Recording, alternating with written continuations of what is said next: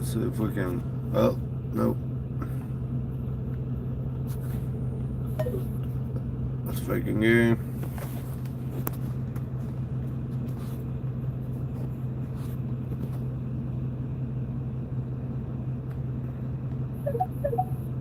They raped both of them. They tortured them and then killed both of them. And that case, it was only in locals on paper, never get to mainstream media, nothing. It was in Knoxville, Tennessee. Just a search. Yeah, we've posted on that before. Yeah, that's the thing. Like, we've been screaming about this for years on here, and no one ever addressed it, right? Nobody addressed this issue. The mainstream media ran from it. But now we have, like, Trump finally coming out and putting the pedal to the metal on this story, and all of Mega is going hard on it now. So that's all it took. When Austin Metcalf's case came along, I knew that the game had changed. So many people started speaking up and said, okay, now you have normal mega accounts starting to speak about this. I even made a post under Jack Posobiec's this morning. He was stating that things have changed now. And I said, yep, it's in the air. Things are shifted now. The game is changed. It's totally different now. And now, then you had Austin Metcalf. After that, people were so pissed that they went with that Shiloh Hendricks case. When that happened, they gave tons of support on that. And now look where we're at, because it's a progression, right? Somewhere, Austin Metcalf's case was really the start of it. This started. People started waking up and moving in this direction. Then you had the Shiloh Hendricks, where people were just like, yeah, we're done. We don't care. I mean, you even have Matt Walsh, like big accounts talking about this. And then you go on to this story, and now you have Trump talking about it. So it's just a progression of how things build. And like, I had a guy even under my post to Jack Posobiec this morning saying, oh, you said that things changed when Austin Metcalf died. It did. The whole thing shifted. This is how it shifts. It doesn't just go from 0 to 100 on one case. It builds. So you had Austin Metcalf, it build. You had all the big accounts talking about it. And then the Shiloh Hendricks case, all that stuff, build. And now you have all the mainstream big accounts on here, big mega accounts talking about that. And now, boom, the reporter forces it into Trump's statement on it. And the rest is history. The entirety of America is shit, and everybody sees race. That's how it works. People don't understand how these types of things move. It's a progression, right? It's not something that just one case. This case isn't the one that shifted it. It was the Austin Metcalf case that shifted it. This is just the final outcome of the Austin Metcalf case. And that was what, 3 months ago when that happened. Yeah. Rush, I threw you a ghost. I don't know if you can grab it or not. You kicked me last time. I'm going to try again. I apologize. I didn't see this round. I just threw it to you again. Let's see if it works. This app is so glitchy. Hopefully we can hold on to it. But Brock, yeah, you had your hand up. Let's get to a couple hands real quick. Let's run through the hands. Go ahead, Brock. Okay, just quickly, I'm just concerned that this is going to be all talk and no action. I was talking about Matt Walsh, and, they haven't really done anything aside from just tweet about it. So hopefully, they donate money, they file judicial and bar complaints. And in terms of, the civil rights issue that you were talking about earlier, I completely agree with you. And then, we've had our own issues here in this group. For example, Colleen had an issue with some crime that was racially prejudicial against whites. So yeah, I completely agree. So anyways, I'll yield right there. All right, Harrison, jump in there. Good morning, guys. Yeah, I just wanted to second that. So along the same lines as Brock, when they say, and when I saw them say that it's a civil rights issue, I just let a big long sigh. Like, oh my gosh, dude. Because it's like, look, we know that they are trying to say it's a race issue without saying it's a race issue. They're trying to not address that fact. And I see that a lot on Twitter. There's this giant divide where here's the global homo multicultural America. It's just about crime. We're just talking about crime. Look how bad the crime is. It's not about crime. It's about white crime that happens to white people. And that's what people are tired of. All these people who are coming out and making it very ambiguous, like it's just some, oh man, look at crime in America. That's not why people are upset. So, but that's how people are trying to frame it, like Harvey Dillon and others. I'm glad that Trump is bringing awareness to the case, but yeah, we need to specify that it's not a crime issue. It's a race issue. So I'll leave it there. I respond to her. It's a race issue long time ago. Yesterday when she posted that, civil rights issue. No, it's a race issue. I was like, this freaking brain dead woman. Like, man, she just does not. I feel like she knows what she's doing. I mean, it's just like everyone knows at this point. So it's like whether or not you come out and plainly state that it's a race issue or you act like it's just some ambiguous crime issue is actually going to be the poker tell on who you are and where you stand. So people will remember. I'll leave it there. She's not even born in United States and she's Indian. What can you expect from her? She will go all around just to She's not keep gonna, her seat. She doesn't care. She was only put in there, by the way. All these Indians like Kashyap and Harmeet Dillon were put in there because Trump was trying to work with India to move away from China and get out of Britain. Sorry, I was away from my phone, Abby Bell. Hey, how's it doing? How's it going this morning, Abby Bell? Kashyap and all these other Indians that he put in there with the intent to try to make a deal with India. It's time to get rid of them. I mean, Trump is famous. His most famous thing of all time is "you're fired," and he needs to fire up the cannon and start saying "you're fired" to all these Indians that he put in place. It's time to get rid of them. It's time to eject them from our country, from our politics, from our system. They're not American. In 1923, the Indians went to the Supreme Court to try to get citizenship. The Supreme Court said, no, you can't get citizenship. In 1923, 100 years ago, they weren't even allowing these people to be citizens. So that's like a one lifetime. I mean, there are people that are still alive today that are older than that case. So let me be frank. Go ahead, jump in there.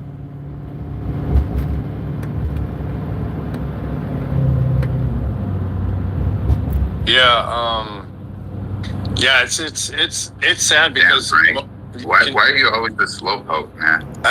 Man, I always got some asshole up my on my radio at this hour. Seems like,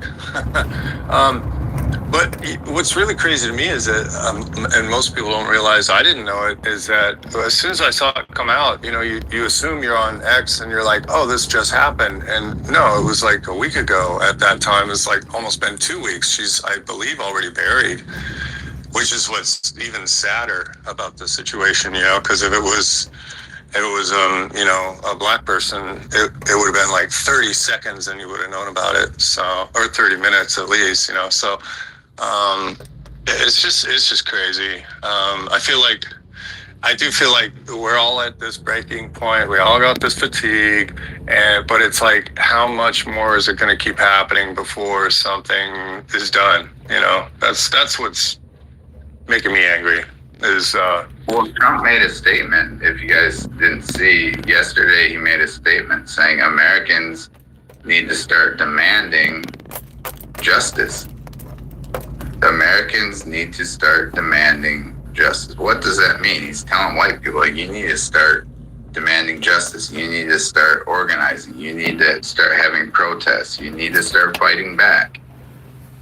That's what it means to start demanding safe communities, justice, segregation. That's what Trump is saying. Like, start making the demands. If the American people make the demands, Trump can fulfill it. But unless the Americans make the demands, he's not going to be able to do anything. He has way too many people on his neck.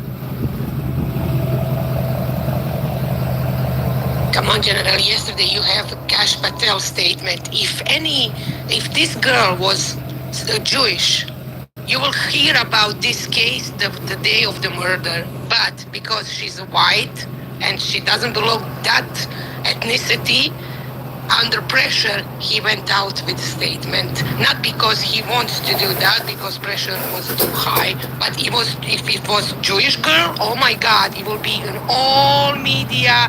Everybody will cover this murder. Yeah, but I mean, that's the whole thing. You have there's a lot of problems. So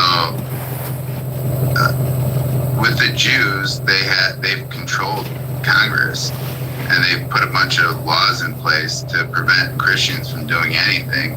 If you stand up and say anything, I mean, if you pray inside your head outside of an abortion clinic, they're gonna arrest your ass as a Christian. You know, like, I've seen kids, young guys, kids out praying in the streets like a street preacher, and they go and arrest him. But the Muslims, they can do their prayer with 1,000 people clogging up the whole damn road, no problem, and nobody says anything.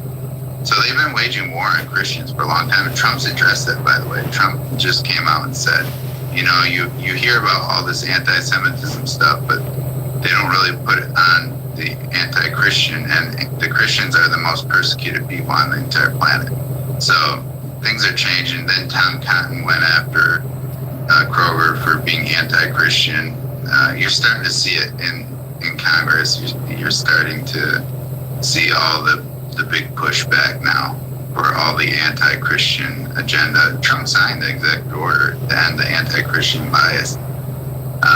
The Department of Education was anti-Christian. I posted on that yesterday.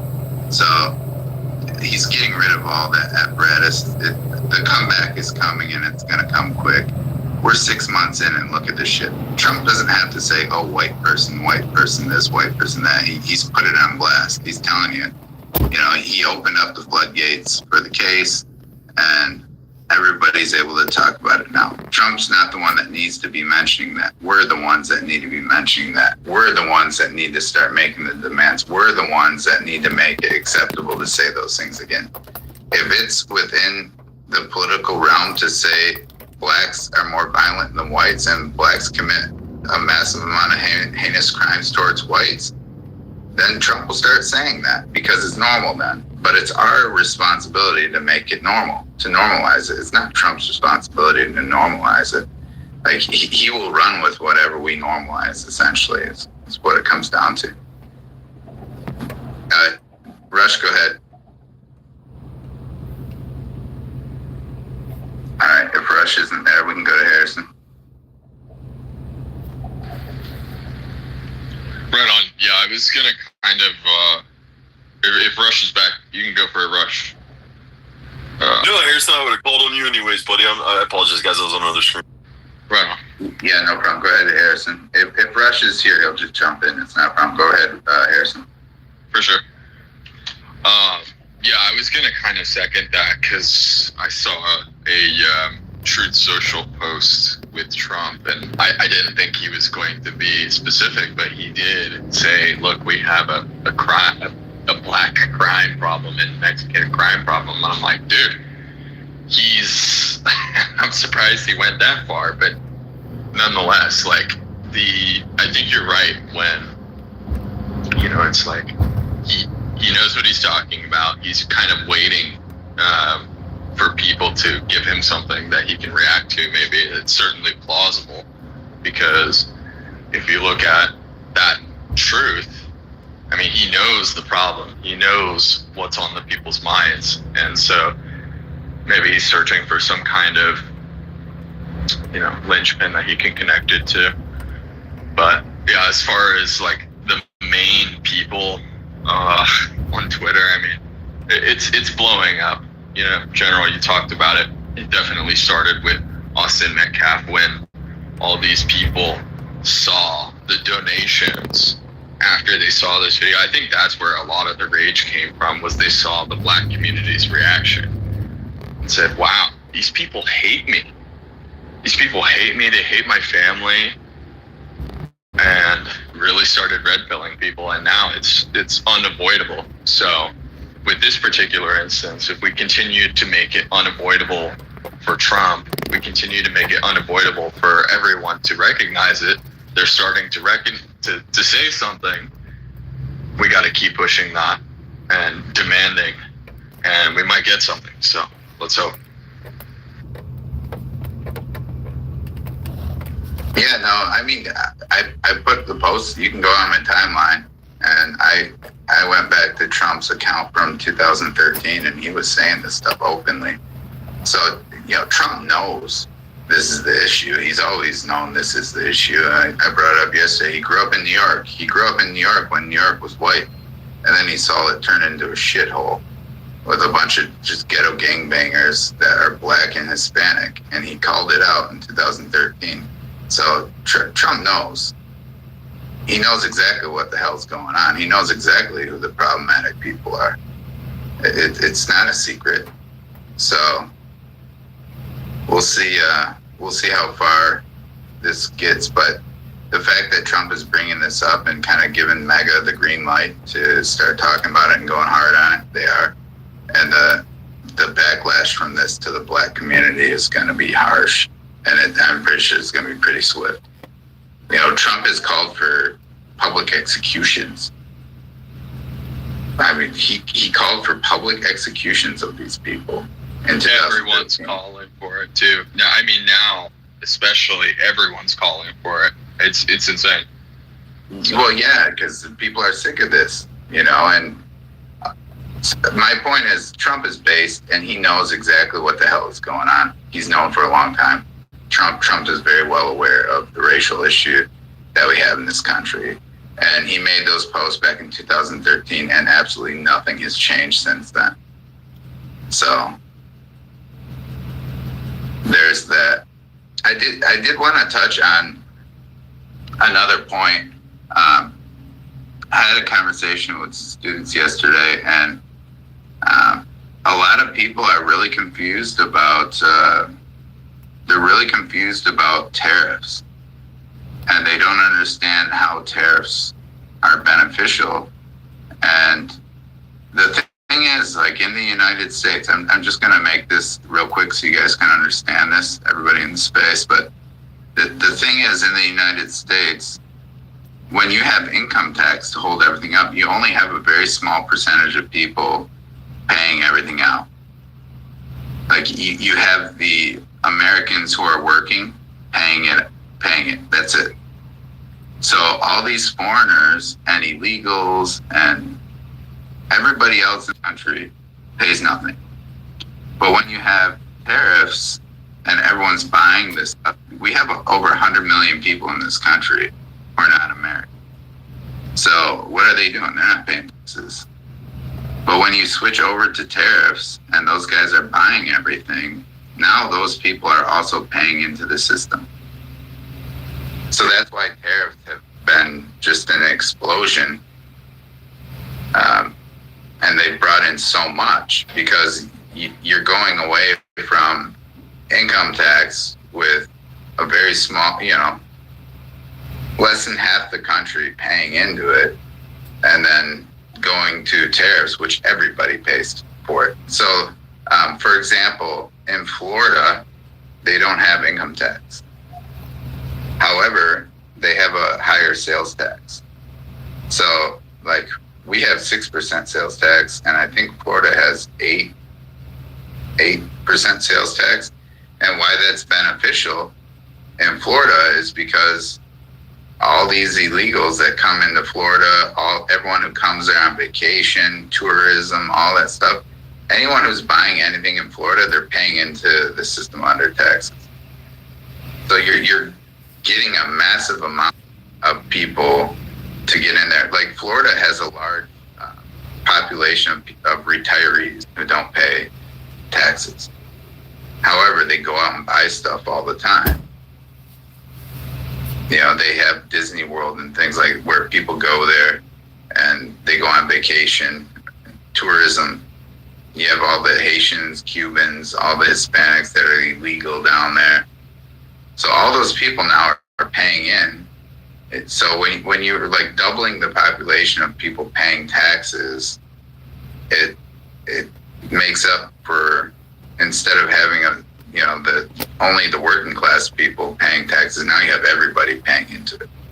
And that's why tariffs have been so beneficial, and all the people who are naysayers about tariffs, they all have to take it up the backside now, because now you have everybody in the country, every single person in the country buying stuff. Now they're paying into the system. Before it was just the working class people.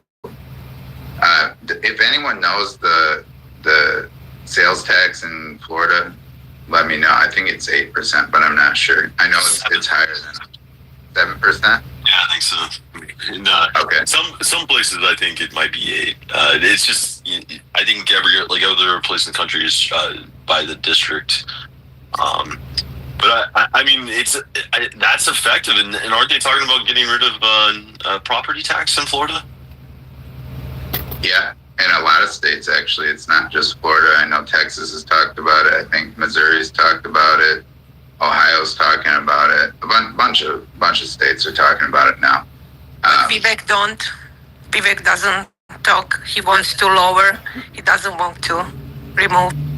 Yeah, I mean, but he's still talking about property taxes. Vivek, I mean, he's a global homo, deep state member, just like J.D. Vance.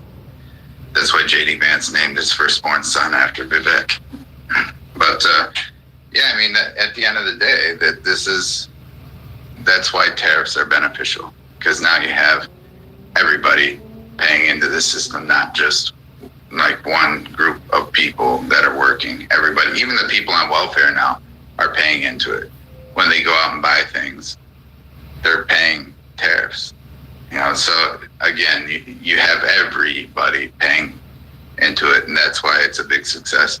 So hopefully that helps everybody understand tariffs and why tariffs have been a massive success, when everybody said that tariffs weren't going to be successful at all. Now you have even illegals, all these illegals in the country. They're working, they're paying tariffs. Even if they're not working, if they're just in the country, anytime somebody buys something in the country, they're paying. They're paying into it. In America, pretty much every single thing that we buy is imported from foreign countries. So just about every single thing that you buy now has a tariff on it. So again, that's why tariffs are beneficial. Just for the small economics lesson this morning for everybody, because a lot of people don't understand how tariffs work or why they've been so successful. Because now you have 300 plus million people in America, almost 400 million people paying into the system instead of just 120 million. Well, and many of those countries had tariffs on us before this happened. I mean, the one good thing about it that we can all agree on is that at least it's going in the right direction. Whether people can argue the economics of whether it succeeded or failed, the reality is that at least the push is being done for trying to hold someone accountable, because up until now, China has been allowed to tariff our goods. We don't sell any American cars over there.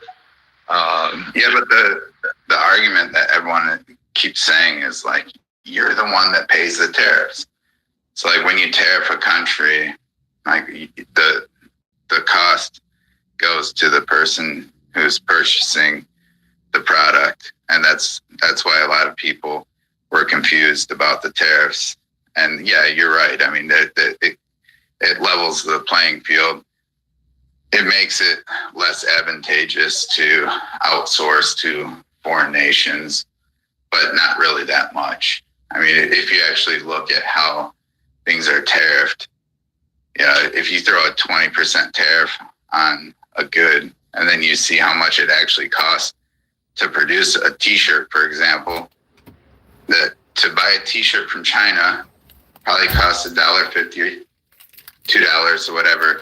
Okay, if you're going to pay 20% on that, you're looking at 40 cents if it's $2.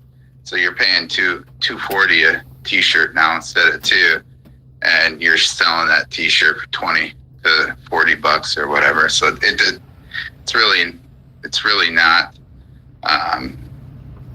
It doesn't hinder people that much from actually outsourcing when you actually look at the details all the way down to the lower numbers. It's more about the government getting money.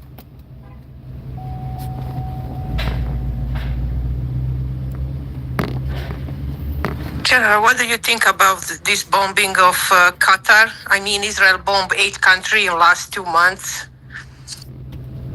Yeah, that's a great question, actually.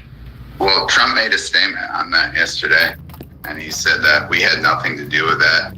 And that was Bibi going off, and Trump contacted Qatar and tried to cool things off, but basically said Netanyahu shit the bed on it. And Trump's just trying to make a peace deal now with Qatar, and he views Qatar as our ally. And so Netanyahu just went and bombed our ally.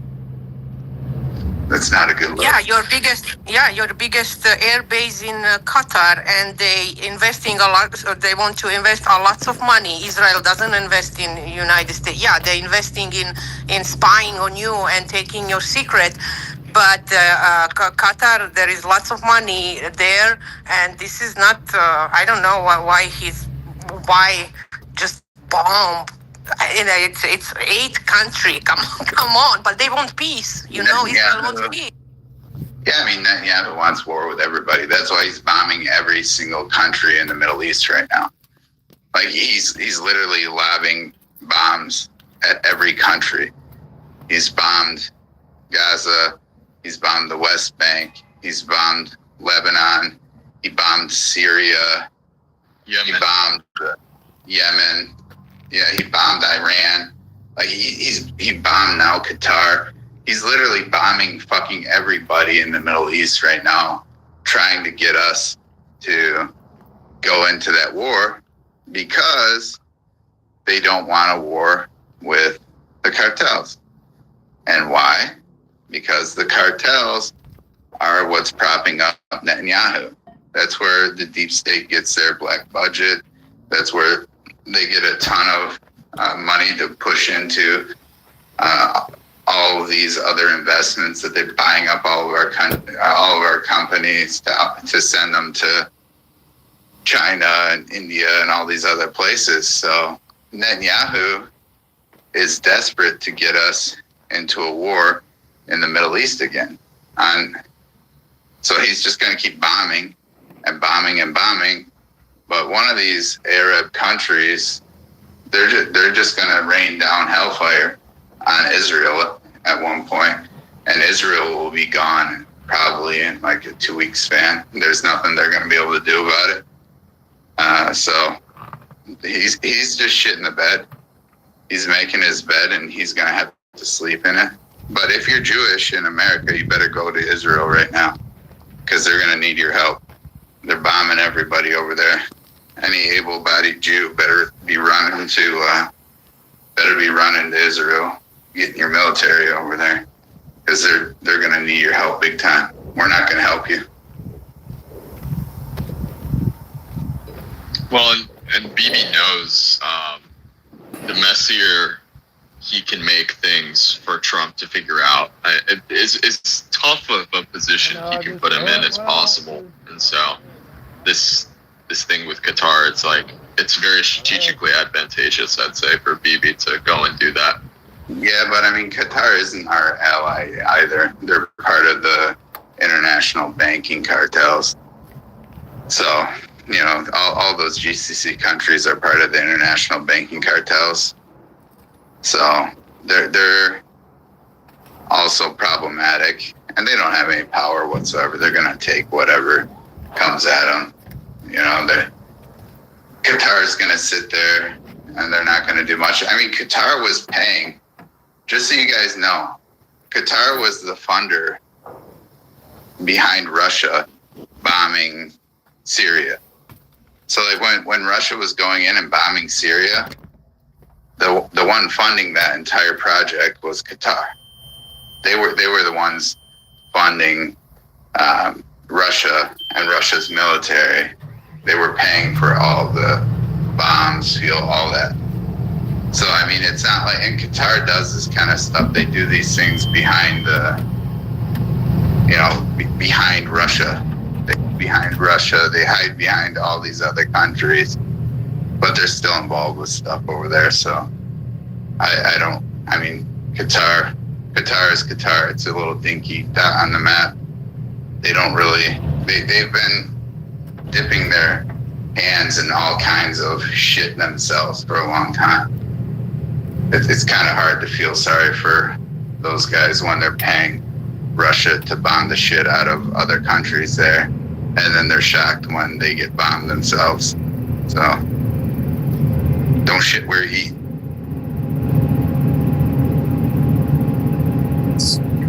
Yeah, I mean, Qatar was where we worked out the deal with Iran also, where they could attack our military base there. But we have a really big military base in Qatar, and we have a pretty big strategic military alliance with them. It's the weirdest thing ever. You know, we'll sell them C-17 military aircraft. They call those Globemasters. They're really impressive, giant aircraft. By the way, a lot of those have been they're transports, but a lot of those have been flying down to Venezuela and the U.S. Virgin Islands and Puerto Rico. We're really beefing up that area near Venezuela for some reason. But we resold those to Qatar, and they own their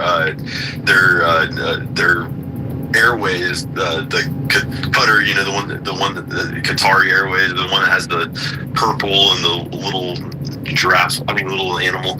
I'm killing this. I apologize, guys. But they paint their C-17 military aircraft to look just like the commercial aircraft because they own it. It's their airliners. So instead of seeing like a gray or green military aircraft, it's that, gloss coat, white. It's the oddest thing ever. But I mean, I've been to Qatar multiple times. It's a Muslim. It's a Muslim, forced place like Saudi Arabia, less like UAE. I mean, there's zero drinking in that country. They check your phone. You come in. It's a Sharia country, right?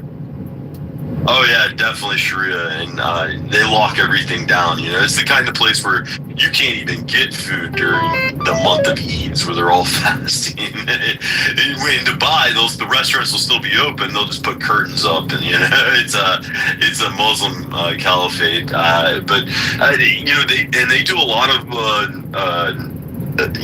influence in our universities, and they use, because they're an oil state, they have tons of money, just like Saudi Arabia. They push a huge agenda across the world, but supposedly the Taliban operate out of there, Hamas operates out of there.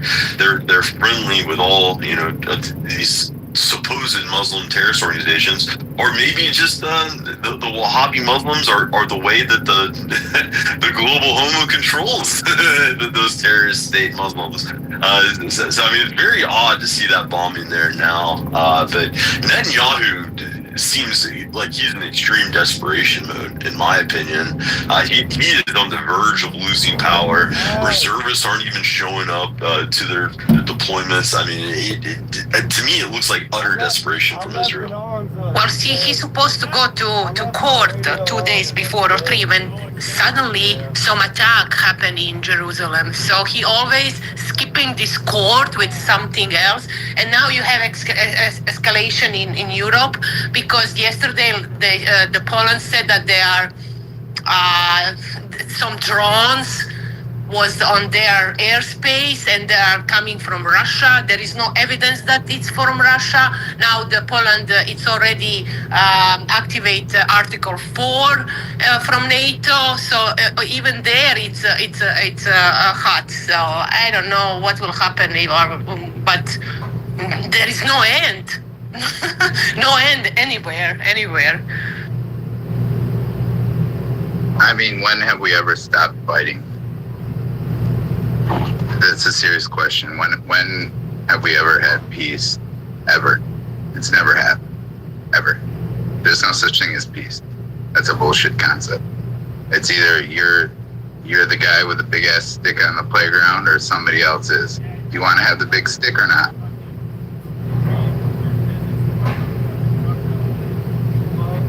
Yeah, our entire history has been fighting. I mean, it's what has helped develop our civilization. And it's a way the best civilization is able to come on top and not allow other civilizations to control them, in my opinion. So I mean, it does seem like that kinetic war is coming, and I 100% we are going to war with Venezuela, guys. You should see the amount of transports that we have going to the Virgin Islands and to Puerto Rico, and then they'll turn the squawkers off as they fly into Colombia. I mean. I don't know, guys. To me, it looks like that war with Venezuela is getting very close. I expect us to do drone operations into Venezuela soon. I'm curious, what are your thoughts of the supposed drone operation of Russia into Poland? That supposedly Poland shot that drone down. They already. I told you they already invoke Article 4. So it's like before Article 5. Article 5 means we are getting to the war with NATO, going to war with Russia, but there is no any evidence that it was Russian drone. So I maybe it could be false flag just to. It's coming. The false flag is coming. Of course. I mean, Europe doesn't have anything else except this war, because if this war stops, then people in Europe will see real problems, because propaganda with Russia war in Europe, in my newspaper, in European newspaper, it's a top. Every day, daily, Russia will come to you. Russia will invade Estonia, Poland, everything. Russia will take everything. Let them take. It will be better than what we have now. But if they don't have that, the European Union, they will not stay in the power. Today you have riots in Paris because Macron put fifth prime minister, and nobody wants him to rule because deficit in France is so big that they don't have money anymore. But that's not only France. It's Germany. It's Spain. I don't know about Italy. Everybody just giving money to Ukraine and nothing for migrants. That's it. So maybe this is they want to war because the war is only solution for them to stay in the power.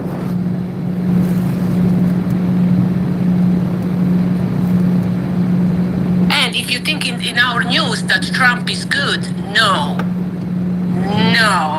In European news, Trump is fascist. He's against blacks. He's against our values. We will do whatever. This Ursula just in Parliament, she said that we need to prepare for new epidemia. Some kind of, I don't know, she wants some no, European Union is already communist artificial creation, and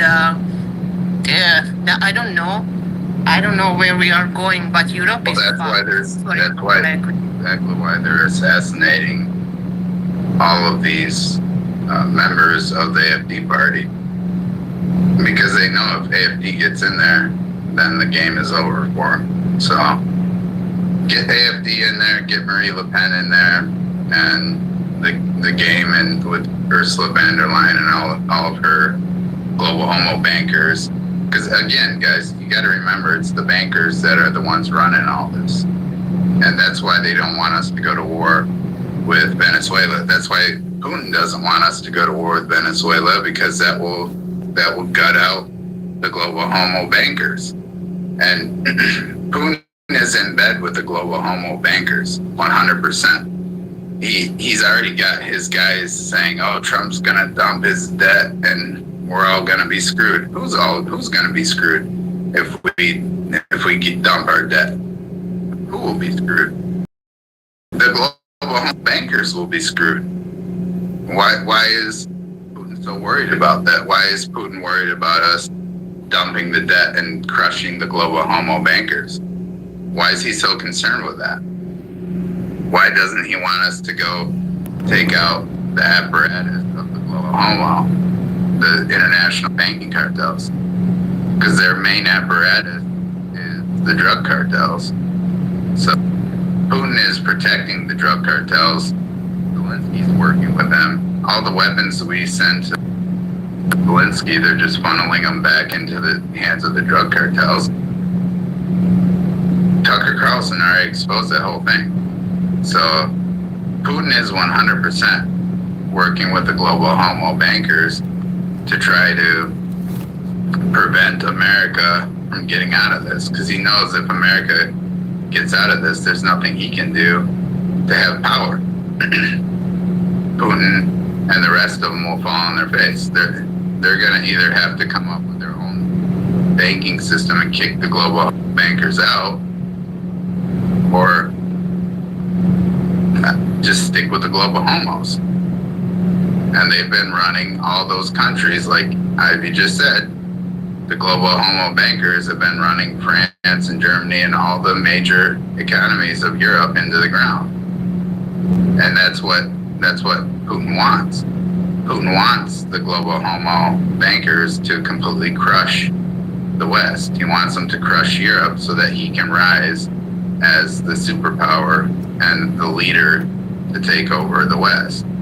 That's his game. That's why he's working with the global homo, and that's why they're so concerned that Trump is gonna run this scheme, they call it, to get rid of all of our national debt, and it's gonna put it on the whole rest of the world. No, it's not. It's gonna put it on the global homo bankers that you're working with, Putin, and you're pissed that you're not gonna be able to come out victorious on this. That's why Trump doesn't care. If Putin wants to come into the fold, then come in now. Otherwise, stick with China as China goes back to a third world country. China is falling apart, and China has been falling apart for a long time. When they heard Trump was getting elected, their entire markets almost collapsed.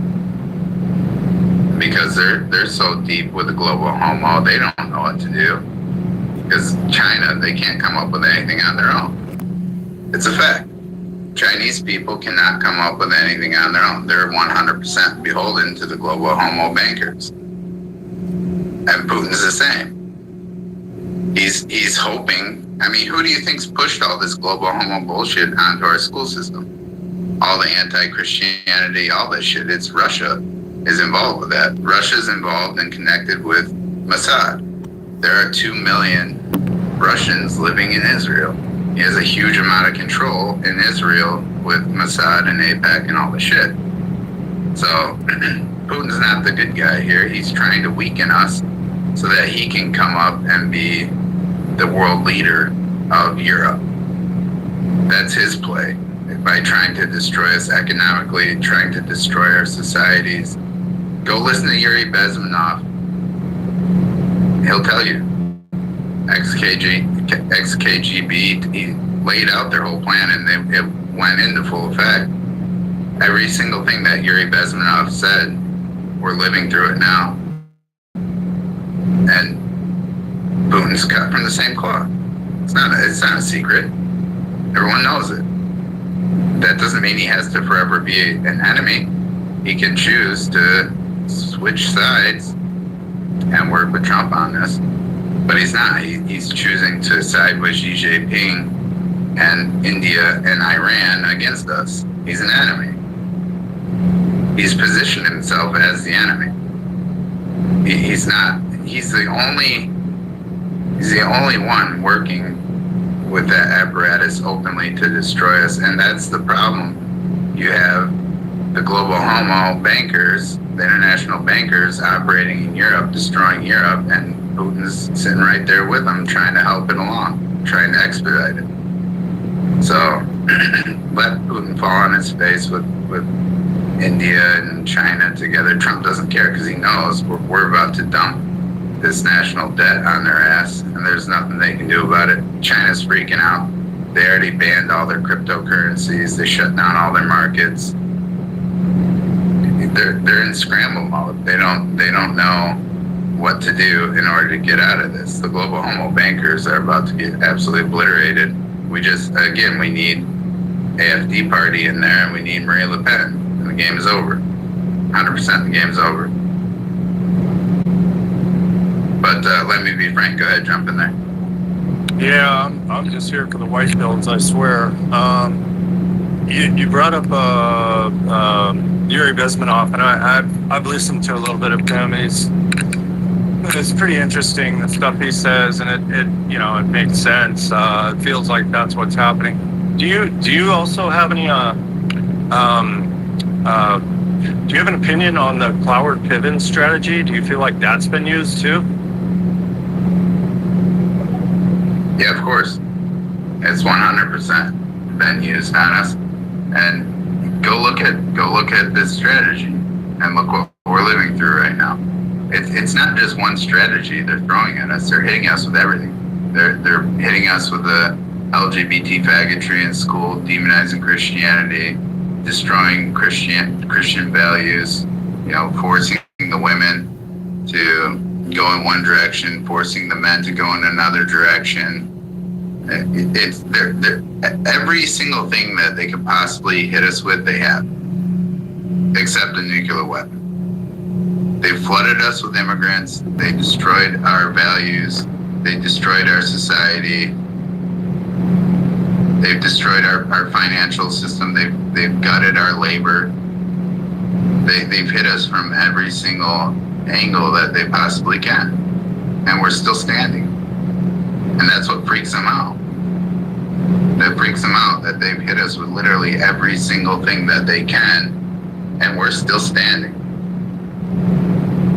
And they thought that, pulling individualism and having us go away from our traditional values was somehow going to take us down, and it didn't. No matter what they throw at us, we're still standing, and we're still at the top of the pile. They can't take us down. Americans are the hardiest motherfuckers the world has ever seen. It's in our DNA. All the dominant genes from Europe ended up in America. And they can't get rid of it. They've hit us with vaccine after vaccine after vaccine. They've hit us with poisons in our food and our medicine. They've done every single thing that they possibly can to destroy us, and we're still here. That's a fact. They've invaded us. They've stolen all of our tech. They've stolen our military tech. They've obliterated our banks, our financial situation. They've obliterated our ability to live a standard life. They tried to sterilize everyone. But the problem is, when they sterilized everyone in America, they didn't just sterilize white people, they sterilized all the rest of them that came here too. So, yeah, they've done everything they can. They've thrown their entire arsenal at us, and we're still here. and we're still on top. And they don't know what to do. They're freaked out. The project was supposed to be 2025. We're still here. It's 2025. They had to shift it to Project 30. It went from Project 2025 to Project 30. Now Project 30 has been completely obliterated. They're going to have to make it Project 3035. Well, even before that, it was Agenda 21, right? Yeah, but they keep pushing it back because it's not working. Americans just refuse to give up. And even when you're fat and unhealthy, and they're still marching. They're just not stopping. Americans don't stop. And they can't figure it out. They can't break us. And we just keep coming back harder and harder. And when they sit there and say, oh, this generation, this and that, this generation, Gen X, Millennials, Gen Z, we've been hit with every fucking thing that they could hit us with, minus the nuclear weapon. And we're still here. So when they sit there and try to convince you how weak you are, and no, that's all bullshit. They've hit us with fucking everything they got, and we're still standing. These previous generations weren't hit with any of this shit. We've been hit with fucking every single thing. They took the whole mountain and dropped it on our fucking head, and we're still standing. And we're still moving in this direction. So next time people sit there and say, oh, you guys are just weak no, that's bullshit. We've been fucking obliterated from every single angle, and we're still standing. We're still here. That's the part that they don't want to talk about. You know, and Trump exposed all the vaccine shit that they've thrown at us, pumped into all of us. It's in our food. It's in the air. They're spraying the air. They're using weather warfare against us, creating hurricanes and tornadoes and everything they can. They've literally thrown every single fucking thing they can at us. They've tried to brainwash us. They tried to gaslight us. Everything. This generation is the hardiest generation that America's ever seen. No other previous generation's been hit with this much, ever. No other society on the entire planet has been hit with this much warfare. Chill the fuck out, bro. You're just More levels of propaganda. All of this. How's that wrong, Gradient? Oh, I'm sorry. I dropped him. You want me to bring him back up? Yeah, bring him back up. Let's hear his take. Let's hear his take about how getting hit with every single thing, gaslighting, war levels of propaganda, poison after poison after poison, brainwashing in schools, medical system design. all right. Before You sent I an address entire... your question, can I just say something? No. Answer the fucking question. I don't think that your generation, and I'm coming up late, so I missed half of it, but I got the gist of it. There's a lot of people in your generation that just struggle. I mean, not struggle, just roll over. What generation is that? Yeah, he doesn't even know what generation you are. He just is a. Hang on, let's hear it, Gradient. Gradient, what generation is that? I'm gonna grab a marker on my truck mark, but Gradient, come off mic. right here, and we're gonna jump them over to that other side here. Gradient. Can they get back? Yeah, they muted me again. Z, there's a lot of people in your generation that just conform to the system. What I wanted to say, and then just please don't mute me. Do you think I'm Gen Z? We're not Gen Z. We're not Gen Z. You don't know what the fuck you're talking about. Good. You're just coming up here to run your mouth. No, He's just a football fan that thinks he's getting into politics. No, here's Go back to the thing. Here's the thing. Just listen, please, for 1 minute. What you gotta do with the system, because I'm anti-system, anti-democracy. Because You're I'm fucking. okay, let's hear it. Exactly. You're fucking with the biggest booster of Nike in Southern California. But that's done. What you gotta do is look at the holes in the system, right? The cybersecurity. And if you know people, then you punch holes in the system to get money. So as opposed to just sitting here on Twitter, I fucking do shit. I take money. I take money from the fucking government. That's why I'm here. So you live off the government. No, I steal from the government. Nigga, what the fuck, did I stutter? Nigga. What do you think we're doing here on? What do you think we're doing here on X, Gradient? Who? Let me ask you, Gradient. Who? Yes. Who controls all the mainstream media? The powers that be, the fucking BlackRock, the big companies, the oligarchy. So you don't even know who controls the media. I steal from them. I don't give a fuck.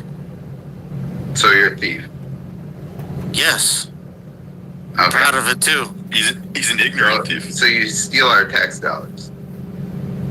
I don't pay taxes. Yeah, I steal your tax dollars. Sure, I do. If you got a problem with that, come fucking see me, nigga. What's up? You're retarded. You know they're about to turn on an AI system that's going to be able to track people like you and track you down instantaneously. Come get me with your bitch ass. But I don't understand. What is your point? We were talking about current events, politics, the things that are happening. I'm on your side. No, you're not. You're ignorant. You're an ignorant white person that obsesses over black culture, black football. They got the new Jordans and Nike. I love football. You know nothing about me. You know nothing about me. I can tell that in about 10 seconds. And you're a drunk that's been up all night long. We are awake. This is the new day for us. We are the innovators of this. I mean, you're on a fucking platform, you stupid bitch. Shut the fuck up. I'm in the fucking. You're on our platform, you stupid bitch. So shut the fuck up. Yeah, Gradient. So this is the problem, guys. This is the retardation of these guys who sit around being drunk all night because they live off of our tax dollars and they just steal from us. Because why? Because nigga. That's what niggas do, right? So this guy's just acting like your typical nigga. And what are you gonna do? I mean, we're awake. I've been awake since 1 o'clock. Okay, I don't stay awake all night drunk. We actually work. You retard. And the other point is, when these guys say stupid things like, "Oh, you're just sitting on here," no, we're educating people. We are the media. We're the media. And he doesn't even know who runs the media, which that tells you, how are you going to fight the system if you don't even know who you're fighting against? You see that? The guy didn't even know who he was fighting against, and he just says, well, I'm on your side while I steal from you. You got to find the loopholes to steal as much from the American people who pay taxes. That's the Democrats, right? That's what they do. They steal from us while they're claiming they're helping us. So, and then the guy's up all night being drunk. Like he's actually productive doing something. No, he's just a thief. Don't do that, guys. That guy's a degenerate. He's not on anyone's side but his own. You know, the reason why we do what we do, and we wake up at the crack of dawn before the sun even comes up, so that we can be the media. That's what we're doing here. That's how you win. Why are they freaking out right now? Why is the global homo freaking out right now? Because they lost control of the media. That's why they're freaking out.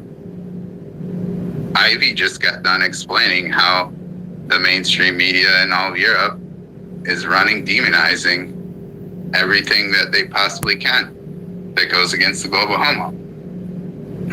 Well, we're the counter to that. We are the counter to that. And not just us.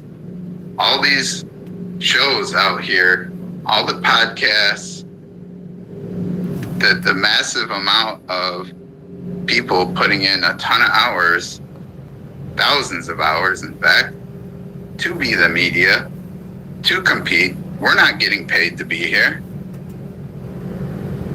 But we run our show every morning. We built a platform so that we can be the media and make sure that the media can't just brainwash people into nonsense, and so that people can see what's really going on. And we have an entire team that none of them are getting paid, and we're all working together. This is grassroots. We're trying to move this forward so that we can save our country. And we're not doing it by stealing from people. We're donating our time literally every single morning for hours and hours, every single morning, donating our time so that we can save this country, not steal from it. You know, and sitting all night long drunk. You know, this is crazy. These people don't know the difference between their asshole and their elbow. And that's the problem. They think they're out here, I'm going to save America just by stealing as much as I can from America. That's the mindset of the Indians, the Jeets. That's the mindset of all the Mexicans. That's the mindset of the Chinese. That's the mindset of everyone, the blacks. That's their mindset. Just take as much as I possibly can because F everyone else. Well, I have children and I want a future for my children. I don't want them to inherit a mess because this guy sits up all night trying to find other ways to live off of welfare and steal from us. I want my children to be able to inherit something worth inheriting, just like our forefathers did the same. Just like all the generations that came before us, they worked, they went to war, they fought and died, paid the ultimate price so that we could inherit a country and not be a slave. And this is why we do what we do. And it's extremely vitally important for us to do what we're doing. And we're not the only ones. There's tons of people, tons of other groups like ours working endlessly and tirelessly to save the country. And they're not getting paid for it. That's called being a patriot. Because this is our country. And we don't want to see it go down. And this guy thinks that Gen Z has just fallen. Gen Z is just getting started. I'm not Gen Z, but Harrison's Gen Z. We got Gen Z up here, we got millennials up here, we got Gen X up here, we got boomers in the house. We're all here working together to try to save this place, to try to save our country. Okay? And yes, there's demographics of every generation that have fallen for this has because they've had war levels of propaganda thrown onto them. We're waking them up. And it's not that hard. You just start explaining to them what's going on.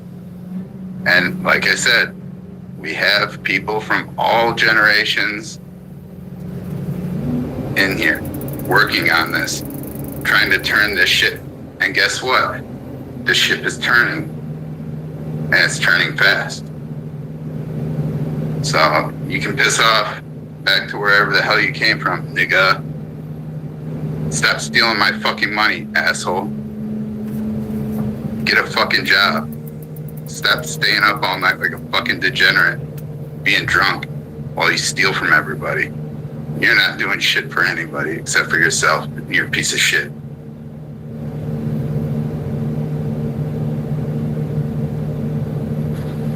Ladies and gentlemen, that's a sign. That's what fellows said. Stupid people. They damage themselves and others.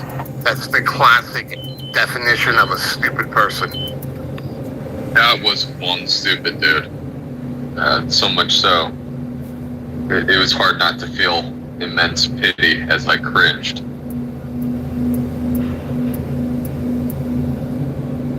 Yeah, but to my point, I mean, every single one of our generations has just been hit with this. The boomers got hit. You know, they're still living through it. They're still getting put on all kinds of crazy ass medication that's killing them right now to this day. Right now, boomers are still getting blasted with this shit. Gen Z, all the way up to the boomers. Every generation is getting hit with war levels of propaganda. They're all getting hit with endless amounts of poison. It's in the sky, it's in our food, it's in the vaccines and the medication. It's on the damn TV.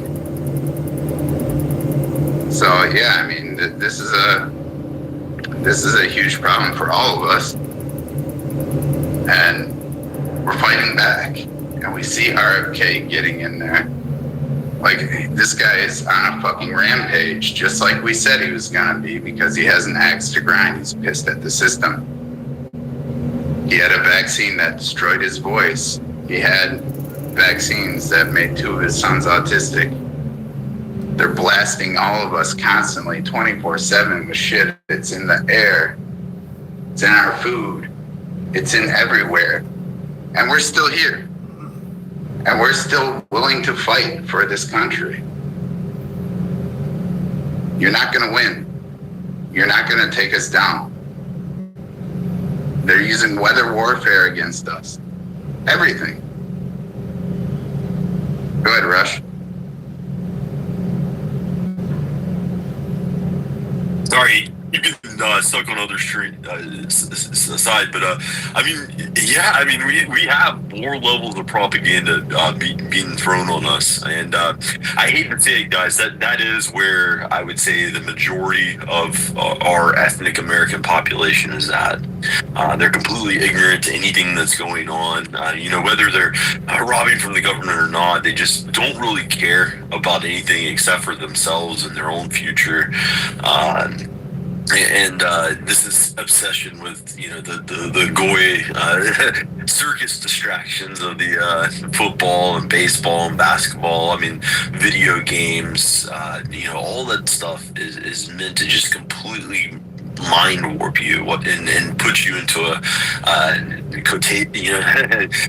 put you in a coma, basically, while your nation is stolen out from underneath your feet. And like Harrison said, you know, you have to feel bad for people like that. And that's the reason I try so hard to wake people up, because they don't realize what's going on. They just see all these things happening in the world, and they just attribute it as, oh, it's outside of my hands. And that is what's gotten us in this place, is people focusing on themselves and their own lives while our nation is being destroyed out from underneath their feet. And the narrative is pushing, the narrative is shifting, and it's because people like everyone in the space that is paying attention day after day and being a part of the fight, and you know, really pushing agendas here online. And people say, oh, it's online. Yeah, we need real world activism. Also, you definitely need to join your militias, but we are the media now. Things are being pushed online. This fact that we've known forever about you know, the black murder rate in America, we've talked about it forever, just case after case. You know, every time someone's murdered in a horrific way and we watch the media completely ignore it, it's just another eye-opener. And this one, the only reason anyone is talking about this is because it was caught on camera with multiple angles, you know, and there's still people that don't believe it. You know, that's how brainwashed our people are with these more levels of propaganda. There's still people that don't believe the crime statistics. I mean, there's 60 years of data out there, 20 years is online. You can go look at the last 20 years online and verify the information yourself. I mean, it's just really hard when so many people are brainwashed. I apologize, guys. I don't see any hands. William, you came up. Go ahead, Vaughn, jump in there. Yeah, I just wanted to add to what you just said, Rush, is that there's a lot of brainwashed people, but it goes back to what I mentioned last week, is that one thing, this is a smart group of people. And 95% of the people that are in this space are above average intelligence. So in this bubble, we forget sometimes that in society, there are extremely stupid people. And not only are there extremely stupid people, there's a lot of them. There's a lot more than we may envision in our minds, being that we are intelligent people and that we generally, go with other people in our group, smart people, and that's who we associate with. But I have a hard time sometimes imagining, and this is what we need to teach to our kids, is that there's a lot of evil pieces of shit out there. And if you're in a bubble with even your kids, where it's a loving environment, everybody's good, kind-hearted, well-intentioned, good-mannered, and have ethics, a lot of these kids can maybe not realize that there are a lot of the opposite end of the spectrum out there. And yeah, and like I said, I talk about Carlos Sapella with his theory on stupidity, is that the dumbest of the dumb injure themselves and others. The next in line as far as are thieves.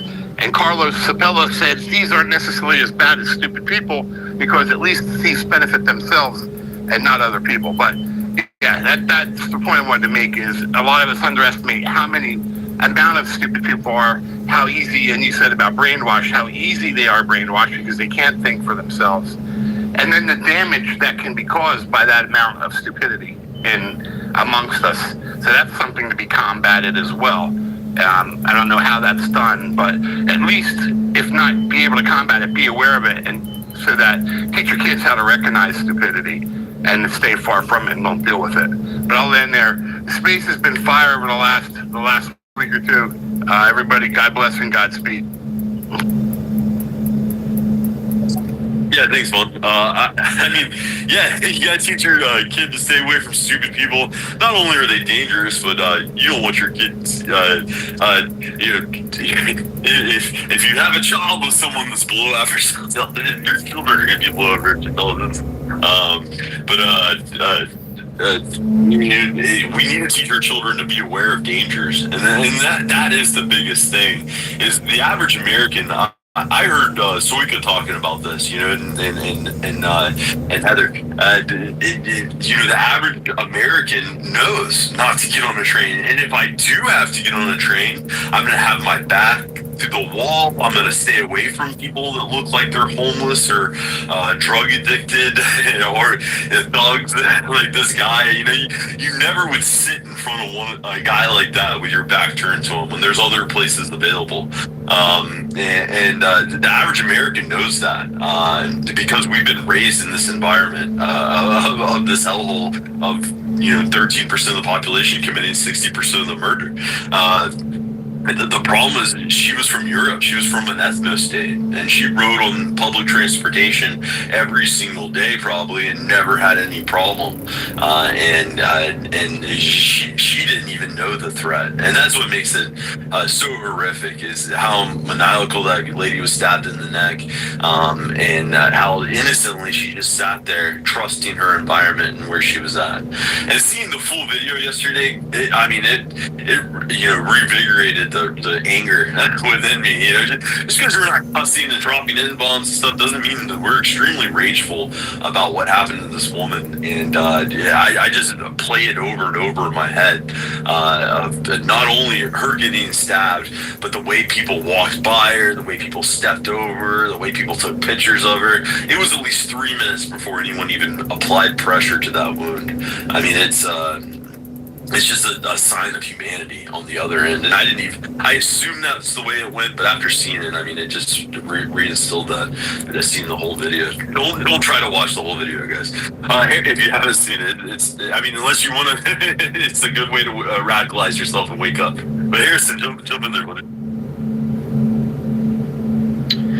Yeah, I'm just gonna say, like, as a Gen Z, there's, like, it's gotten so bad where, my generation, like, we're all of our generations and everyone's radicalized for different reasons, right? But things have gotten so bad economically and racially and politically that it's just, we're like a cornered animal, right? And now we have this opportunity where we're all coming together and uniting under the fact that we're all put in peril. Our families are put in peril. Our future is put in peril. We don't see a future for our grandchildren, right? Even if we were to be successful and our kids were to be successful, what about the society that comes after them if we do nothing and we don't care about what's around us, And I think that the society that's manufactured, even down to the architecture, but just how everything's been commodified. We used to live in communities, right? And in villages, in small towns. We used to take care of each other. And fathers used to teach their sons how to work on cars and wire their own electricity in their house when they were old enough, so on and so forth, repair the mower themselves. And none of that very little of that is being done now. And so this entire, you could say, operating procedure of society has been purposely manufactured to keep us calm and sedated and docile and uneducated. And now everyone's waking up all at once, where we realize how the boomers are starting to realize it's a lie, so on and so forth down the line for different reasons, but everyone's coming together realizing that they've been lied to and wanting back the world that we know that we could have and that we need going forward. And then the last thing I'll say was, that video was so gut-wrenching. And I think similarly with Austin Metcalf, I think a lot of people just saw them do nothing. They saw those blacks, those nods do nothing. And they know immediately it clicked, like familiarity clicked in their brain. And they recognized this would happen to me. This could happen to someone that I know. They absolutely would choose their own individual greed or just not wanting to get involved, or their own side. It could be for whatever reason they don't get involved. But that's insane. It's like if any of us were there, I would have put my hand over her neck, someone get me something immediately. Like what? So yeah, it was horrible. It's so sad that this had to happen for people to wake up. But my goodness, what a horrifying image that is now seared into everyone's brains. And yeah, if you guys are sensitive, I wouldn't watch the full video because it is extremely graphic and it's extremely sad. This woman was in shock after it happened, and the whole world got to see her collapse. And so that is essentially what we're rallying against now, and no one can deny it anymore, and that's the thing. It's like when people are making it about, oh, it's a civil rights issue, this and that. We all know what it's about, and people are finally talking about it. Race realism is finally in the zeitgeist, and now it's never going away. So I'll land it there. If I was in that train, I will never sit there because I'm racist. I raise my children, my Gen Z, to be racist. My parents raised me to respect our culture, to take care of our culture, never give up of your heritage. So that's in me, and I will never put myself in that kind of position. Even in my country, who is safe, where we have some tourists or whatever, nah, No, I will not go near that. And just for your information, France is burning. They are already with fight with the police. Police, everything is burning in France right now. So I Why? will leave you guys. Yeah. Why? What happened to France? They don't Their like government this new collapsed prime yesterday, didn't it? minister. Yeah, but he put another prime minister. This is fifth in 2 years, and they are broke. The deficit is so huge that there is no solution to go to street. I'm sure Jared Kushner's father is enjoying the show over there. Now you know why Trump put him there. I don't know, but yeah, it's a huge protest everywhere. So we will see what happens. The planes from NATO are in the sky with Poland. So Poland didn't want to send their soldier to this war. I believe this is only a false flag to get us in this big war, because without this war, all European, homoglobal, whatever they are done, because all eyes in our newspaper is just propaganda. It's always Russia, Russia, Russia. Everywhere where you look, the main news, and nothing what happening inside of countries. Yeah, but that's so the if thing. this, When these countries start doing like what France is doing right now, and like we saw Nepal yesterday burn to the ground. Now we're seeing France today burn to the ground. How many other European countries are going to go in this direction before they even blink an eye at going to war? No one's signing up for their military. They don't have the funds to go to the war, and they don't have the men to go to war. So the only thing they can do is go to war in their own countries and kick everybody the hell out. Oh, they will use NATO, General. They will use. If you go country by country, there is no soldiers. Even one Germany, they miss around 300,000 soldiers. They don't have soldiers. Ivy, we are NATO. We are NATO. America is NATO. They're not going to use NATO for shit.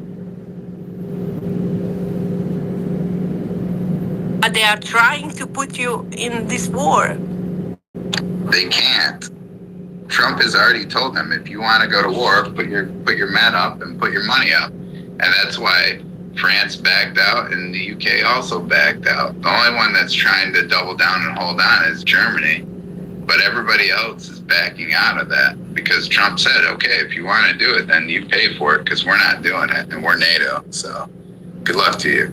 So that's Trump's strategic move to make them fall on their face. So they're not going to be able to use NATO. It's impossible. They can't. Trump will not allow it. So they don't have the boots on the ground. They don't have the money. They don't have anything. All they have is a bunch of blacks and browns who have invaded them, and they're not going to war. Even the black people who live there, I saw a black lady in the UK speaking with a perfect British accent say, why would I go to this war? This ain't even my country. I'm not going to war. So that this is their mentality already over there. Like, none of the minorities are going to go into that. What are they going to do? And Muslim, they are excused from even join military. So what we going to left for Europe?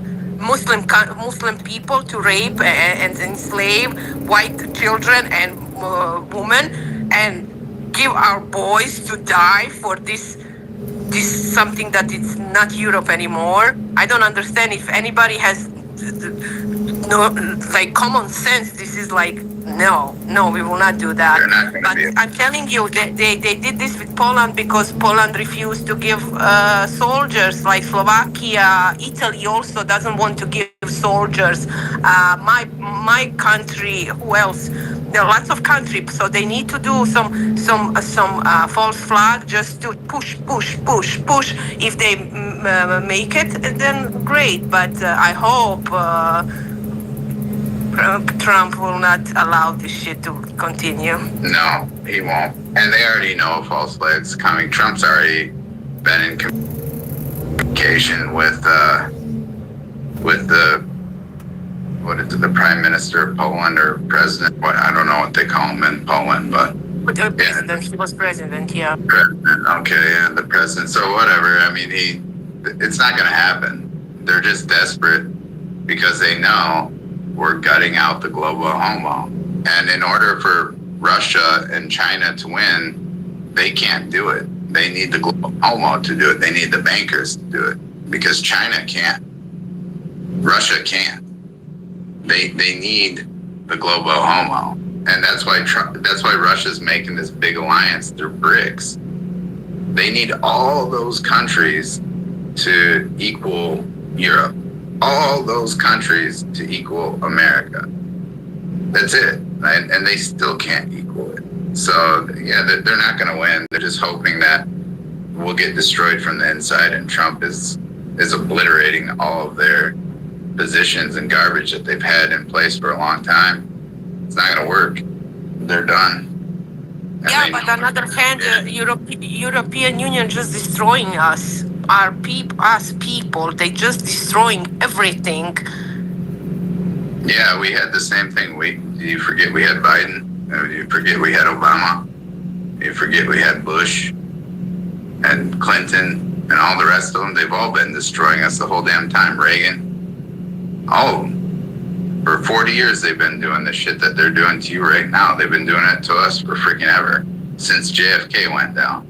Ever since JFK, they've just been waging war on us with civil rights and all this other bullshit, and allowed these feral blacks to just go absolutely ape shit with a license to kill. And they just give them, arrest them and release, arrest them and release. Oh, you raped somebody? Okay, no problem. You're back on the street.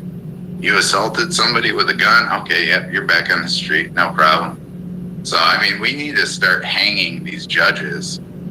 These judges need to start being tried as criminals.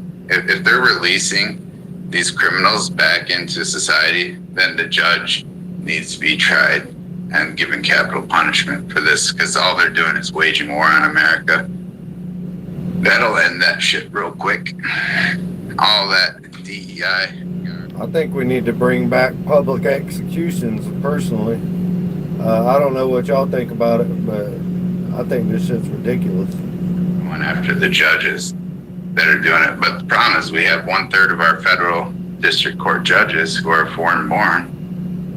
And they're out there waging war on America. So we'll see. Overwatch, go ahead, jump in there. You've been waiting a long time. Good morning, everybody. Yeah, wow, what a great show. I had just had to listen this morning. I had some stuff going on, but yeah, I mean, like General always says, white people en masse really haven't begun to fight yet. Not kinetically, you know. And they've been doing all this stuff subversively, and you know, we are going to fight. At some point, we're going to fight if we're pushed to it, and we're going to fight and we're going to win, or we're going to fight and we're going to die, and they can rule over their own shit. But we're going to fight, and we intend to win. You know, it's just the way we're wired. It's in our DNA. Look at our founding fathers. That's the stock we come from. They're not going to be ruled over by these bastards. You know, that was their sentiment. I'd rather friggin' die. I'd rather friggin' die than be under your boot one day longer. And that's how we're wired, you know. And this train video is you know, disgusting and everything, but it's white pilling, or it's red pilling in a lot of ways, because or white pilling. It's good because it has everything. It has the innocent white. Nobody can argue that. It has the degenerate black. Nobody can, or the murderer. And then it has other societal issues cooked into it. It's got the people behind, the 5 blacks in the train. So it's got the, hey, they didn't help because they were racist narrative, which is probably true. It's got the, maybe they didn't help because it's so violent there, they're just cooked and used to this level of violence. So it's just another day on the train for them. There's that narrative could be.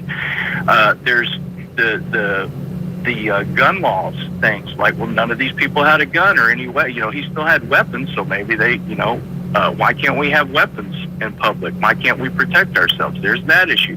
Then there's the other guy from the front, the black guy, that's filming her bleed out from the front with his cell phone. So then there's that social media, detached issue as well. It's got it all. It's a big ball of everything that's wrong with our country, that's been wrong with our country.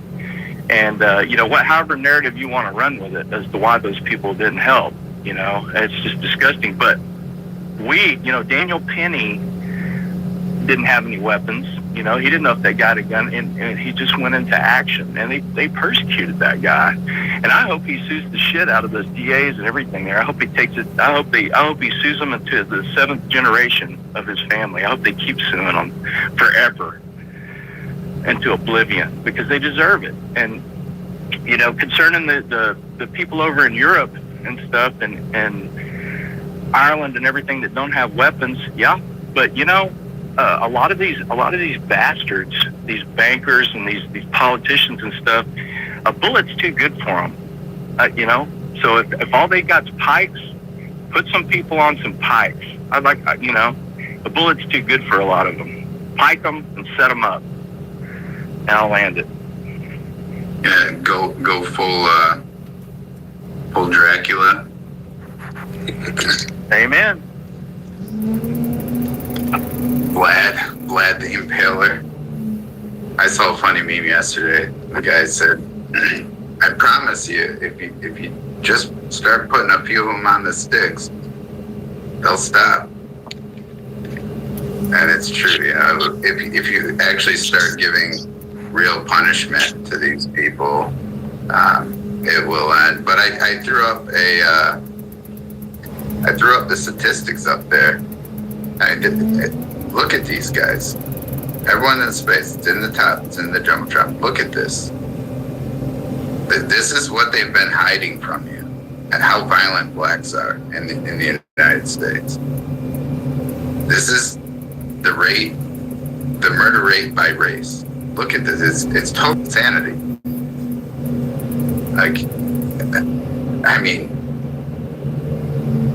You can't fix that. These black people are the reason we have gun laws in this country.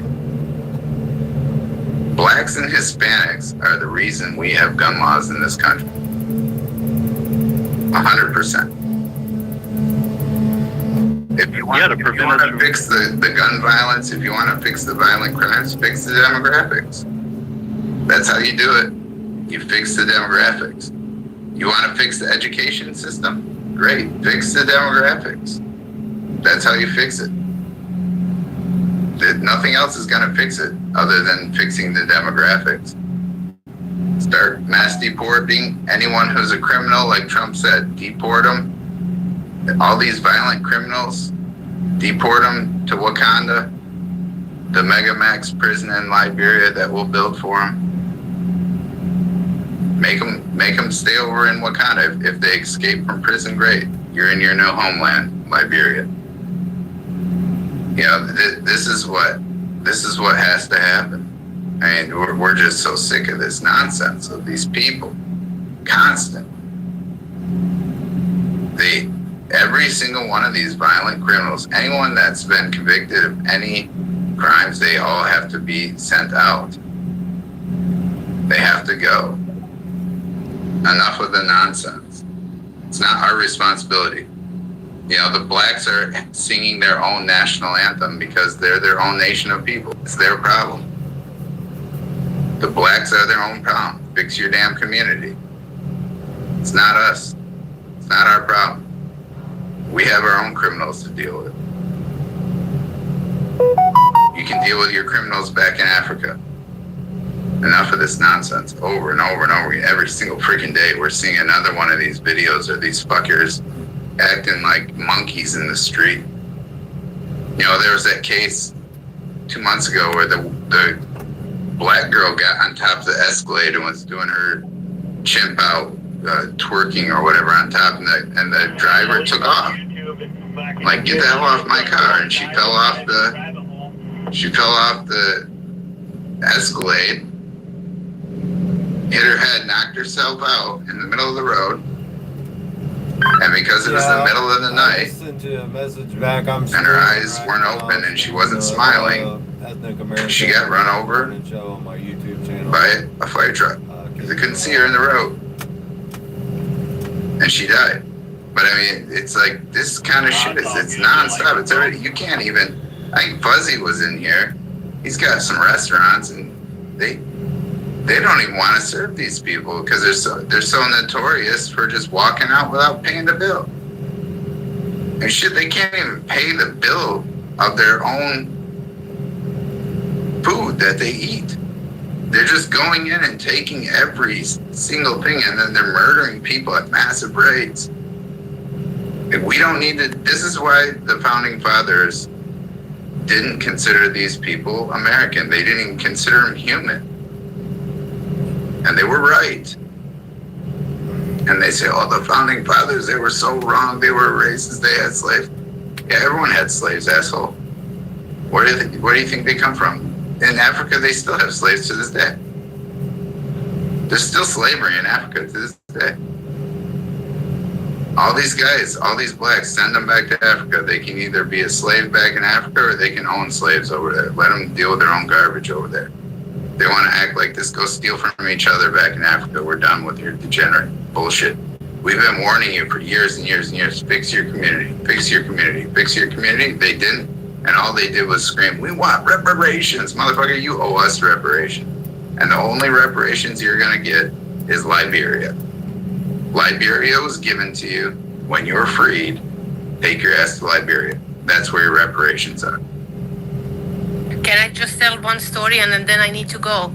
So back home, one of my friend, she owned restaurant and it's like top of the top restaurants. And it's summer, you get lots of tourists. And she said one day, peaceful, nice view, everything is fine, people just eating. And then 3 black girls just came in the restaurant, start to yelling, laughing, and she said, what can I do? So she went to them and said, okay, if you don't want to eat, you have 30 minutes, but if you want to eat, 1 hour. She said, I didn't know how to rid of them because till then it was decent, like it's very known restaurant. And she said, I need to do something. So I tell them 30 minutes and 1 hour and then you need to go because it's unbearable to be around them. It's just what it is. Talk to you guys tomorrow. I need to finish some work. Enjoy your day. My day is almost done. I'm in future. Perfect. Thank you. I appreciate you coming by. There's lots of world events going on right now that are interesting to discuss. Overwatch, you made a really good point about comparing, that attack, Daniel Perry compared to Ivana, the girl that was stabbed. Actually, guys, I'm trying with this meme war stuff. First of all, everyone go up and like, share, and repost General's post on that crime sticks. I've seen that before. It's really great to get that circulating now again because this is a pivotal time. People need to wake up and looking at that stark contrast between murder rates. To me, the Daniel Perry comparison, it's the perfect comparison to what is happening here and the way politicians reacted.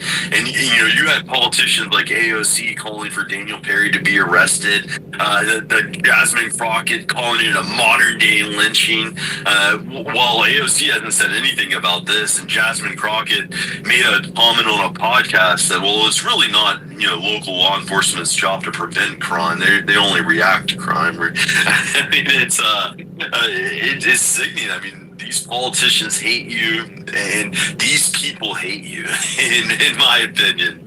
And they love to call you the racist. And in fact, they're the racist. And it's the funny thing about the FDA is they love to throw the race card around, when in all reality, their entire base is this like made up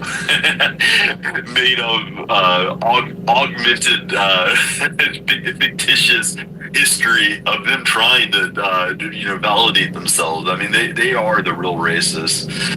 And so I mean, it's to me, it's just entertaining to watch these word games and these war levels of propaganda. I mean, Jack Posobiec made a post earlier today, saying that the Overton windows slammed right open. I mean, General made the point. It started with Austin Metcalf. I mean, it started years ago, but Austin Metcalf was a huge case this year. Everyone talked about it. And then this was the icing on the cake. It's forcing people to realize this major issue that's facing us. Something that we talk about it all the time, and we need to capitalize on this story and continue to push it out there. That's a great meme, by the way, you got up there, Rush. Everybody should go like and share that meme. But he didn't say, I mean, Jack Posobiec didn't say the Overton window has shifted. He said, the Overton window has been stabbed to death. The Overton window has been stabbed to death. And it's been stabbed to death by the blacks. And now they're screwed. Now the real conversation's going to begin. Now the real history is going to be brought up. Now the real facts are going to be brought out. Now they're screwed. All those guys, with that Austin Metcalf case, they couldn't help themselves. They had to go open a GoFundMe for Carmelo Anthony and run it up to $800,000 so they could profit off of murdering white people. That's what did it. That's what killed the Overton window for them. That's what killed all goodwill that blacks had built in this country. It died that day. And now they're screwed. People are openly talking about what are we going to do with these people. And Africa's the solution. And it's not just a small group, oh, you're far right. No, this is all Mega's talking about this now. I mean, you got Jack Posobiec. He's right in tight with Trump. He's out here talking about how the Overton window was stabbed to death by blacks. So, yeah, good luck. Good luck to the black community. Keep running your war and find out now. Everybody's awake. Everybody's become racial. White people weren't racial before. They didn't. Did you guys ever see that clip of the professor sitting down with the other black professors saying, you guys are pushing this critical race thing too far. You're gonna wake these people up. And when you wake the white people up, they're going to correctly identify what you've been doing to them this entire time. And it's not going to be good for you. And the black professor, all he could tell them was, well, white people aren't really interested in their whiteness anymore. You want to bet? You forced them to be. You forced them to be. The black community has forced white people back into recognizing that the only people who are going to be around you and be safe are your own people. The blacks, they go out there with their black national anthem. They keep pushing it. And the more they push this shit, the more it's going to fall in their face. We've been warning them. We told them, don't do it. Fix your shit. Your shit's all retarded. Don't do it. Don't do it. Fix it. Don't come to us crying about us. Fix your own community. Same thing with the Jews. We told the Jews too. They didn't listen. They didn't listen. Now look what's happening. Don't say we didn't warn you. You've been warned at every level. And now, gear up. Giddy up. It's about to get wild. But Deb, you came up. Go ahead, jump in there. Hey, good morning. I've just been scrolling and reading stories, and I came across one that talks about a trucking company here in Nebraska, and they're nationwide, I'm pretty sure now. But they started out, down the road from me in the middle of nowhere, and they got big, and now their headquarters are in Omaha, and the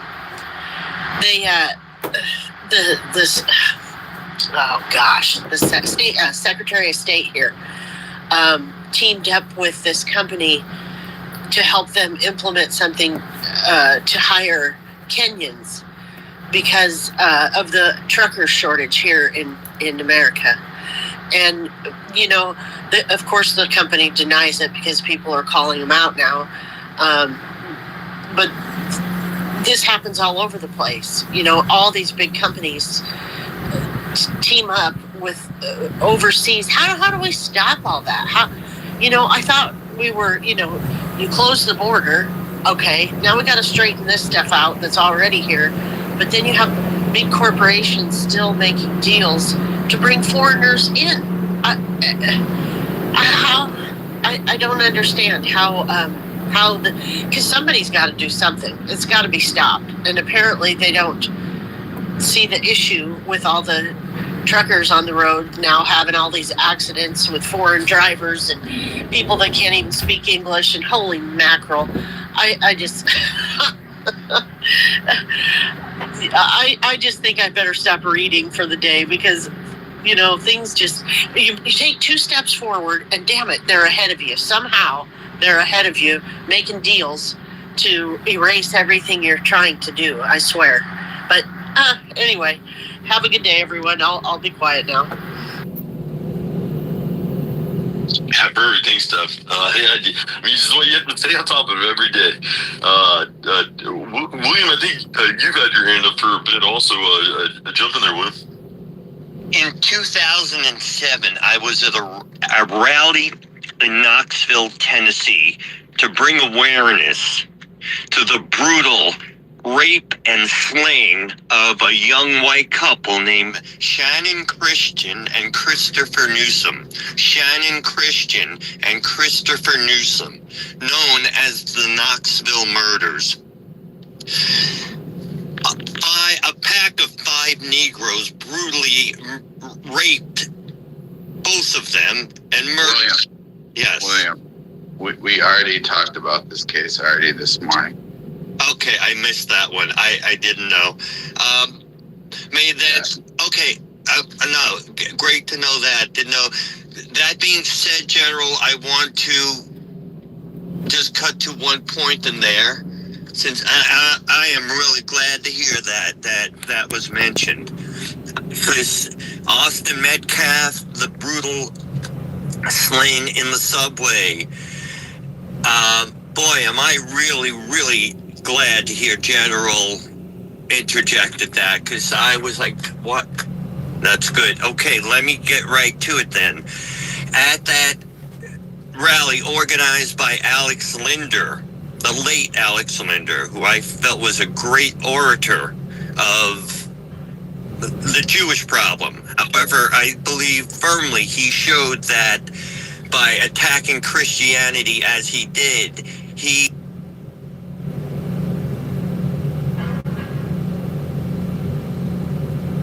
I think we lost William. Come back up here, William. This is GDAP. While he's cycling, Twiddle, good morning, buddy. Good to see you. Jump in there. Good morning, guys. I'm not in a good mood. I've been enjoying the space, but I went to work this morning and I literally I was like, I gotta go home. I'm in too much pain. You guys can skip me. I came up. I'm currently trying to figure out a way to pay my bills. It's not good. I don't even want to take up the airtime for it, man. It's too depressing. PTLDS, post-treatment Lyme disease syndrome, as well as diagnosed with. I tried to go back to work this week and I couldn't. And now I'm home. I'm in a shit ton of pain. I don't know what to do anymore. And I'm just here. I came up. We were talking about a lot of stuff, but my pain's too much. I already forgot. Just God bless you guys for even hosting this stuff. If you guys aren't following the General Rush or any of these guys, please do it. I'm gonna drop back down because I'm just in too much fucking pain. I can't do it. I don't know what to do. I'm struggling with my bills and all this bullshit. So yeah. I wish I could say more. And I'm just gonna drop down. I'm sorry. Yes. Yeah, man. Yeah, keep your head up. Shoot some messages on the back end, Twiddle, and you get some rest, buddy. You got to recover. But you'll get through this, buddy. I hear the same thing about Lyme disease. It's always really bad in the beginning, and then you get on top of it with. It's crazy because lots of people say that never existed until recent human history. Yeah, Lyme, Connecticut, I believe, is what it was named after and was created in the 80s. What? Yeah. I believe Overwatch had his hand back up. Jump in there, Overwatch. I think it's Brazil first, and then me, and then the third. Okay, perfect. Thanks for being a gentleman. Brazil, please jump in there. Good to see you. Good morning. Good morning, Rush. Good morning, General. Twiddle, I hope you feel better, man. And see, this is what pisses me off. I'm seeing them give illegals in Chicago $15,000 in SNAP benefits, so that's $1,250 a month they get to blow, plus an additional $5,000 prepaid card just to, for shits and giggles. Christmas came early for them. They get free rent, they get free assistance, and then people like our established Americans like Twiddle are literally sitting there with his head in his hands, stressing about his health, stressing on how he's going to keep his head above the water. But never mind that, we have illegals to worry about for some people. And it's just not just Biden's and Obama's people. We also have them on state levels, these councilors, these mayors and stuff. Take a page from Nepal, kick them out of their houses and throw them into the rivers. They're screwing up our country, and I'm sick of it. And also, Trump is doing it too, to a degree, like how he responded regarding the Hyundai battery plant. He's all for foreigners coming in legally so they can train us Americans. Don't forget, he's a businessman at the end of the day, too. They live in a different world. All these people who are running our country, they have no consequences to their decisions or actions. We take the brunt of their decisions and actions and what comes after. And then people like Ivy, I think her name was, she always comes on. She was just talking about Europe and stuff, but look what she said. Well, NATO will come in. No, they won't. If you have to rely on others to defend yourself, you have already lost. That's in my book. If you can't stand to defend yourself and you're waiting for the validation, permission, or, acknowledgement from another person, your leaders, again, you've lost. Stand up, grow a spine. Fight back, speak out. And I'll just kind of end it right there. But again, great space, you guys. Everybody, like Twiddle said, hit like, hit repost. Thank you, Rush. Thank you, General, for doing this every morning. I love listening in. It's part of my morning routine now. And I'll yield. Perfect. Yeah, thanks, Brazil. It's great having you. There's states in Europe that are smaller than some of our counties in the United States as far as population and GDP, those types of things. So people don't realize how vast America is, and we are the majority of European lineage in the world reside in America. I understand the pacts of defense and stuff because those countries really can't even defend themselves. I just saw this Finland military marching. I mean, just the size of those countries. They need to have a pact between all of them, but they all need to have a military, and that's the problem. Is none of them have any military whatsoever, and then they expect them to go to war with Russia for Ukraine. I don't think that's going to happen. I don't see us pushing any more forces to that Poland region. Maybe there will now. Maybe that's what they're pushing now. I don't know, but it does seem like the global homo wants that war, but Europe, there's no way they could field an army. It would be comical to watch them trying to draft people and to go fight in that war. So especially countries like France. I mean, that would push France or Spain or the UK even I'm personally into a civil war. Overwatch, yeah, jump in there, bud. Yeah, I wrote down a couple of points. So back to what General was saying on the gun laws and stuff. I mean, they ran this narrative or this program all over the world. The first thing is to psyop the people that invaders are good. They bring in the invaders. Then the invaders and their crime that's associated with them and their violence is used to justify the gun laws. And then what do? They eventually get the guns. And that's what's happened to Europe. And now they have no guns. But here, they effed up really bad because they didn't get the guns. They failed. They ran the same narrative here, but they couldn't get the guns. It's going to be a big problem for them. The other point I wanted to make is the Overton window has been stabbed to death.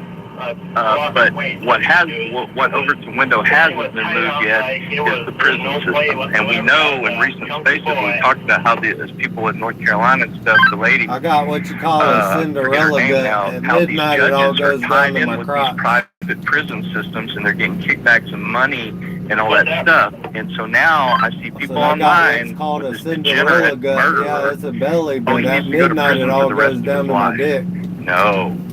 He needs to be ended. If he's found guilty, which we know that there's no question in this case, but whatever, have the formality, he needs to be ended. We need to stop putting these people, these degenerates, in prison for the rest of their life and forcing all of us to take money from your kids' mouths and your kids' future and our country's infrastructure to give these SOBs 3 hots and a cot for the rest of their natural lives. I'm done with it. I don't want to pay for that. And that narrative is still, especially with the boomers. Oh, he should be in prison for the rest of his life. Great, yeah. So you can pay for him. You want to buy him clothes and feed him. They just don't think. We've got to get serious with this stuff. And I'm so glad Trump put that tweet out about that. I think they want to execute this guy. I think they want to see him executed, and he should be executed, and it should be televised. His murder was televised, and his execution will be a lot more, quick than he deserves based on what he did to her. So why can't we televise that? Why is it that window? Why can't we have public executions again? Because they're weak. There's too many weak people. But just hide them away in a hole somewhere, and we'll pay for them with our tax dollars forever. I'm done with that bullshit. And I wish we could move on from that, And again, these repeat offenders, even for smaller crimes, if you go in, come out, there needs to be some kind of limit. And if you prove over and over again through our system that you cannot assimilate to the system, they need, like General said, they need to go out, whether that's 1 time, 2 times, whatever. But this endless cycle, and they don't care because these prisons are private and they're making money on it based on inmate count. So they don't give a shit. They don't care if it is dangerous for the people to keep cycling them through. I'm sick of that bullshit too. And let's see. So yeah, and there have been some black voices warning them, about this Overton window being stabbed to death. Dr. David Manning in Harlem, that black preacher, he's been telling them since the 90s. He's been going at them hardcore, and a small minority of other voices has been telling them, you're going to keep messing with these white people. You're going to keep pushing them. You're going to stop doing this. This is not going to go good. Just like the General said, they've been told by their own people, and they have not listened. They've been given every opportunity, every warning for decades. So I have zero white guilt. I have zero sympathy at this point, and I don't want to hear, well, there's some good ones. Again, at a certain point, it doesn't matter if there's good ones. If you're getting killed by the majority of them and they're out of control, it doesn't matter at some point. Do you think that girl if she could come back and say, well, there's a few good ones, how much weight do you think that would have with her? So anyways, and the other thing the lady said about the companies, the reason these companies are still scamming and doing these deals is because the corporation, corporate ladder, the executive suite and the C-suite and the boards are staffed with degenerates. They're staffed with Jeeps. They're staffed with non-Christians. They're staffed with homosexuals because of decades of DEI. They're staffed with tons of nons. These people you have people in charge of these corporations that have no Christian moral compass. And that's why it's it's profit over everything. It's profit over any kind of moral compass whatsoever. That's why they will do anything, just another $100,000 to the corporation. If it screws the company, if it shafts Americans, screw it, do it. Because that's the danger of putting these people, these degenerates, in your corporate higher up ladder. And that's why that's going on. They don't care, and they're degenerate, and for years with the gays, like, well, they just, they want to have their life, and their little reprobate mind for this one issue is compartmentalized. But as far as putting them in society, they'll be perfectly normal in every other aspect. No, they're degenerate. They make degenerate decisions. They have no moral compass. They've already relativized that commandment, and that, what they're doing there, they've already rationalized that. So when they get into other moral issues, that's their brain, how their brain works. They'll rationalize it. Well, I could do this too. It's dangerous. Anyways, I think I'll land it there. I gotta. Oh, the judges. One other thing.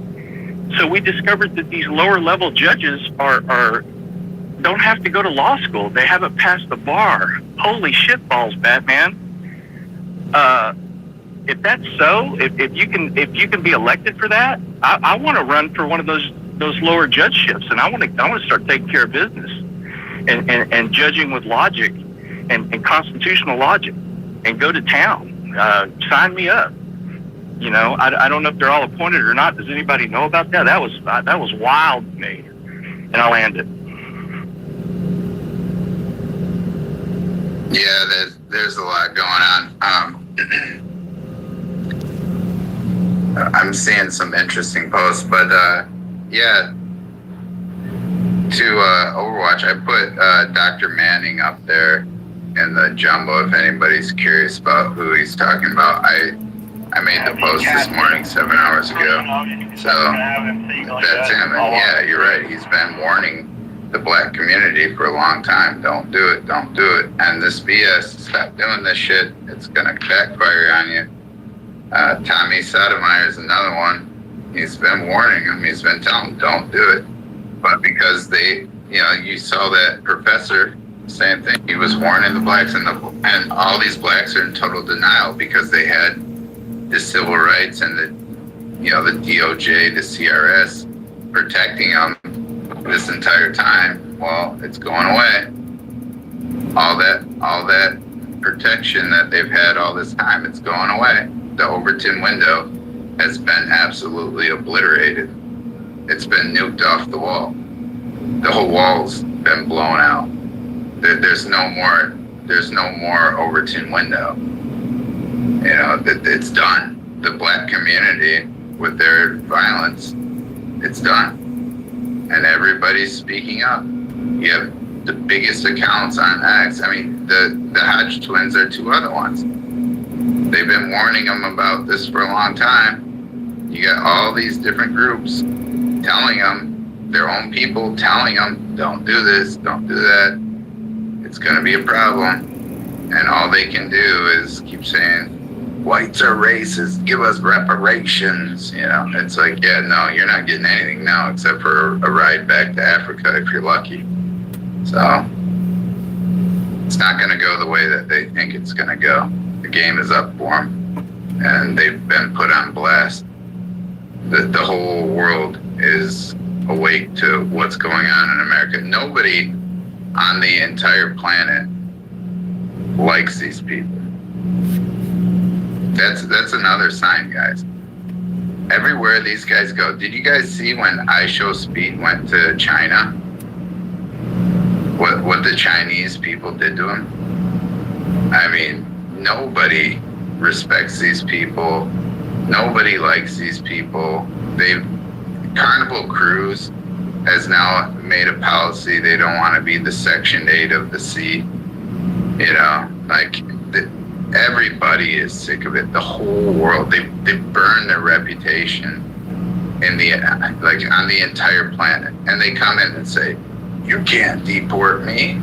You want to bet? You want to bet? We deported all the Mexicans. When we ran Operation Wetback, 60% of those Mexicans had citizenship in America. They didn't care. They kicked them out. There's been plenty of population exchanges that have happened, and not that long ago. I'm talking about less than 100 years ago. Full-blown population exchanges where entire demographics of people were pushed out and exchanged. This happens. And these guys burned it for themselves. They've literally burned every single ounce of goodwill. They were all excited when Obama got elected. Oh yeah, we got a black president. Now the whole world hates him. Everyone looks at him like the total enemy of the world. You know, every single thing these guys touch, everything that they touch goes to hell. And now everyone's gonna talk about it. There's no filter. Everybody's talking about it now. And no one's afraid to talk about it anymore. It's gonna be right in your face every single day for the rest of your life. To quote the great Beirut Berry, the toothpaste has come out of the tube. There's no putting it back in. And they were warned. Endlessly, countless times warned. Don't do this. Don't do it. And all they could do was play the victim. No one gives a shit about your victim card. You're not the victim. You're the perpetrator. You've been living off the government, off of our tax dollars, while simultaneously running massive crime rings against us, raping and murdering. It's not going to end well for you. I see big ass accounts on here saying it's about to kick off everywhere. Get ready. Don't get caught with your pants down, boys. Make sure you have yourself and your family protected. Make sure you guys have everything in line that you need, because they're calling for it already. This isn't going to end well. You had all the blacks in DC calling for violence. You have all these Democrats, every black Democrat up there saying we need violence. We need to rise up in the streets. Maxine Waters, Hakeem Jeffries, Ratchet Crockett, the list goes on. They're all calling for this kind of shit. And now it's coming. They're getting what they asked for. It's not going to end well. And we all know who owns all the guns. And those ghetto gangbangers, they're not going to last. If they try to do this, like in Chicago, they're calling for the ghetto gangbangers to wage war on the National Guard. That's not going to end well for them. And now after this, with the whole country just turning, the whole country just turned against them, and they're no longer afraid to speak up. I think we're about to get 2016 Trump. And that's where everybody's been wondering where the hell that guy went. Well, here he comes.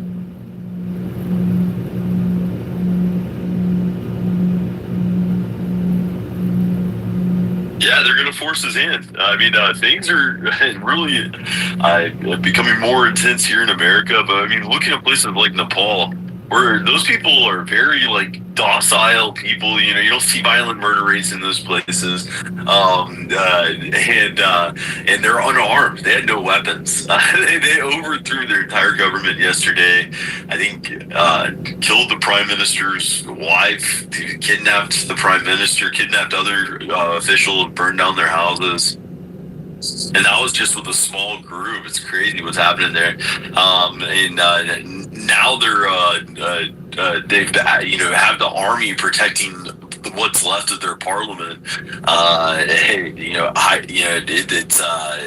It looks like that's intensifying. It looks like more and more people are coming to the streets, and the protests today are even bigger than the ones yesterday. And so once the army starts killing civilians, I'm sure that'll go one way or another. There's gonna be a massacre, or the civilians are going to stand up because or they'll completely subside. But I mean, it's insane to me how intense things are getting globally.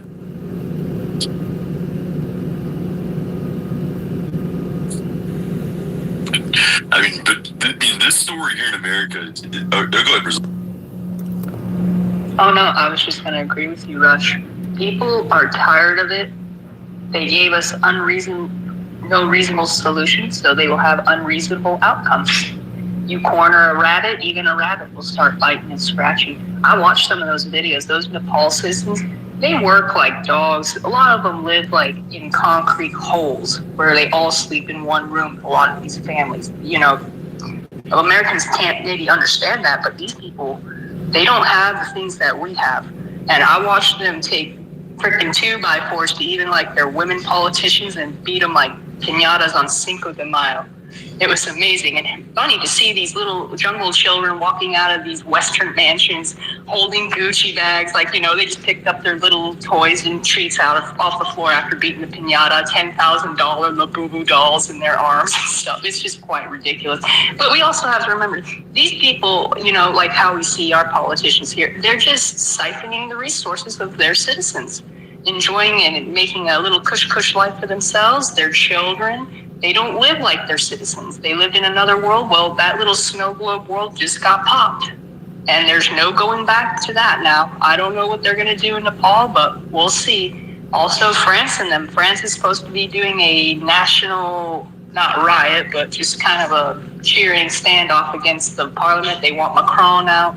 This is the stuff we need. We're going to see a little bit more ugly before it gets better.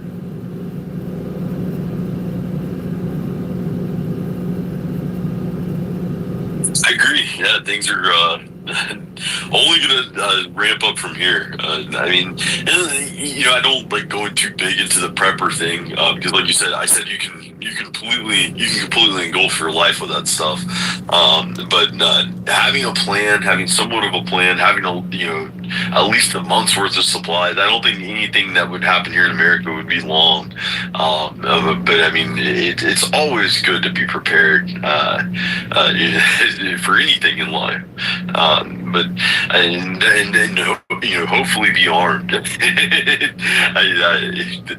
whether you believe in guns or not, I have a liberal family member. She was a teacher, and around some of the school shooting times, we were talking about guns, and I asked her, "What would you do if someone broke into your house?" And she said, "I guess I would die." And then she just started like crying and breaking down because we were talking about guns. Since she's never owned a gun her whole life, since then she's asked me to help her get a gun, and I've bought her a gun.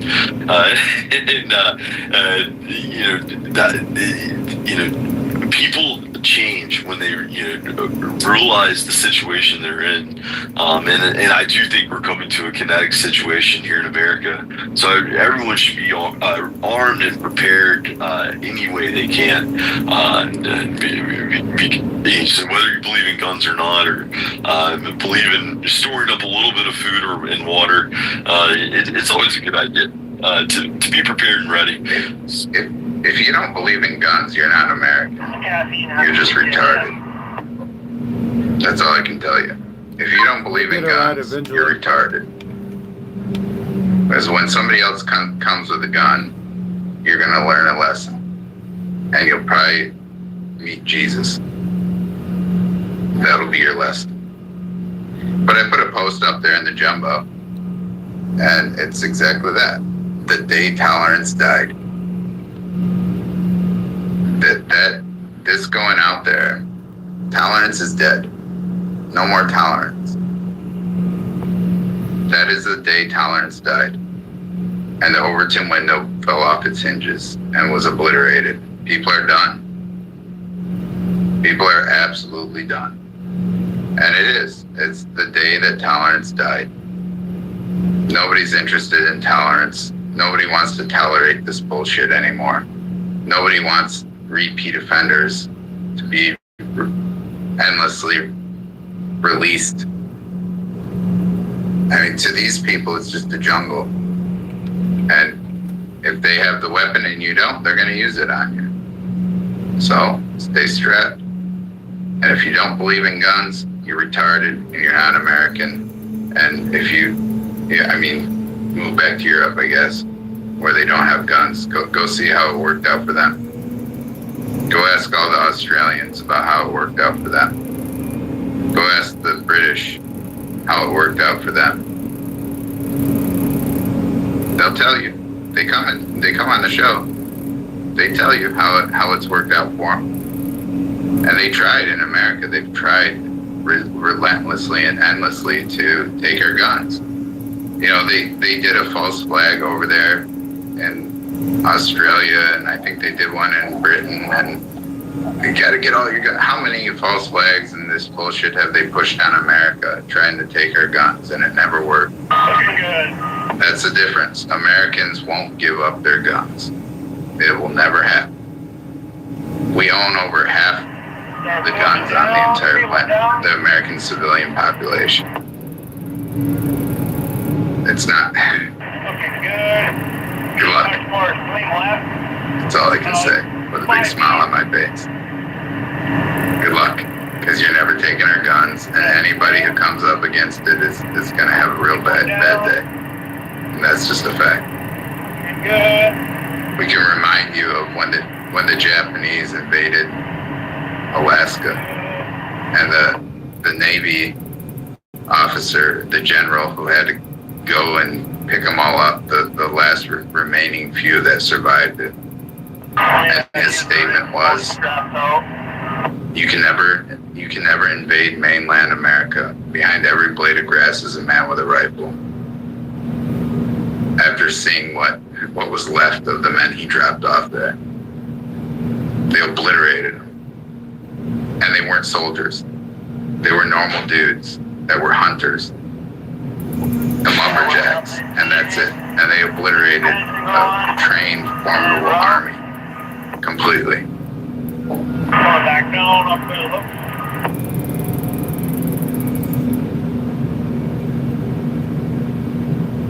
Yeah, I mean, it's there is no tolerance. I mean, after seeing the video and then seeing that screenshot, I mean, the screenshot isn't. I mean,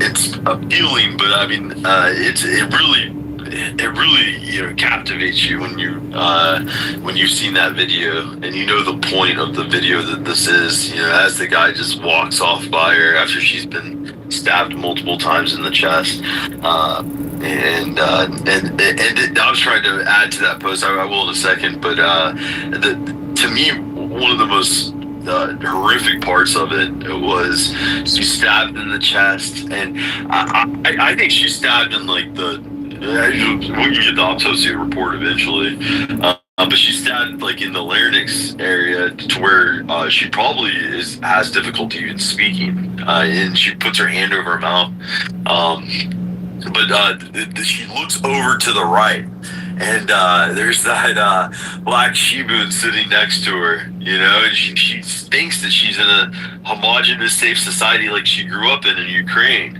And she looks over to the right and expects people to be standing up for her, or people coming to her in aid. And she looks over at that Shibu that saw it happen. And then now she's like looking at her phone, after that woman was stabbed. And she has to look over at that Shibu and looking at her phone as she's dying. You just thinking of that being the last thing you see as you're dying. I mean, it's just sickening. We have to pump this information out there. We have to not let this story go back in the bag. It's funny that mainstream media. I can show y'all that video if you want. I showed it earlier. I don't like putting it out there because it's really hard to watch it. That video, it's devastating. So I'm gonna pull it up real quick. I suggest you avert your eyes if you're sensitive. It's fucking awful. That I don't know if y'all know about the girl that got stabbed on the train. It'll tear you up, man. If it don't radicalize you, I don't know what will. Really has spun up over the weekend. I mean, we're only like day 4 on this being in the news cycle, and it really has gone mainstream. And the president had an address with it. Donald Trump didn't even address Austin Metcalf, and we need to see that video. But this story, has been that thing that we've been pushing on and harping on forever. But yeah, Brock, jump in there, buddy. I wanted to add two things to what Overwatch said, and I think everybody made some amazing points. Harrison, you made some great points earlier about this being in the zeitgeist now. And I think Ivy made some great points too about it's healthy to be racist and raising your kids that way. But DeCarlos Brown could have been prosecuted under North Carolina's habitual offender statutes. And depending on the situation, I mean, he could have been already in prison for life because of his violent previous crime, and that's what should have happened. He should have never been on the street. And then the second point is the magistrates. So magistrates aren't judges, and they just handle initial hearings. And in North Carolina, they're appointed by a district judge or the chief clerk of that county.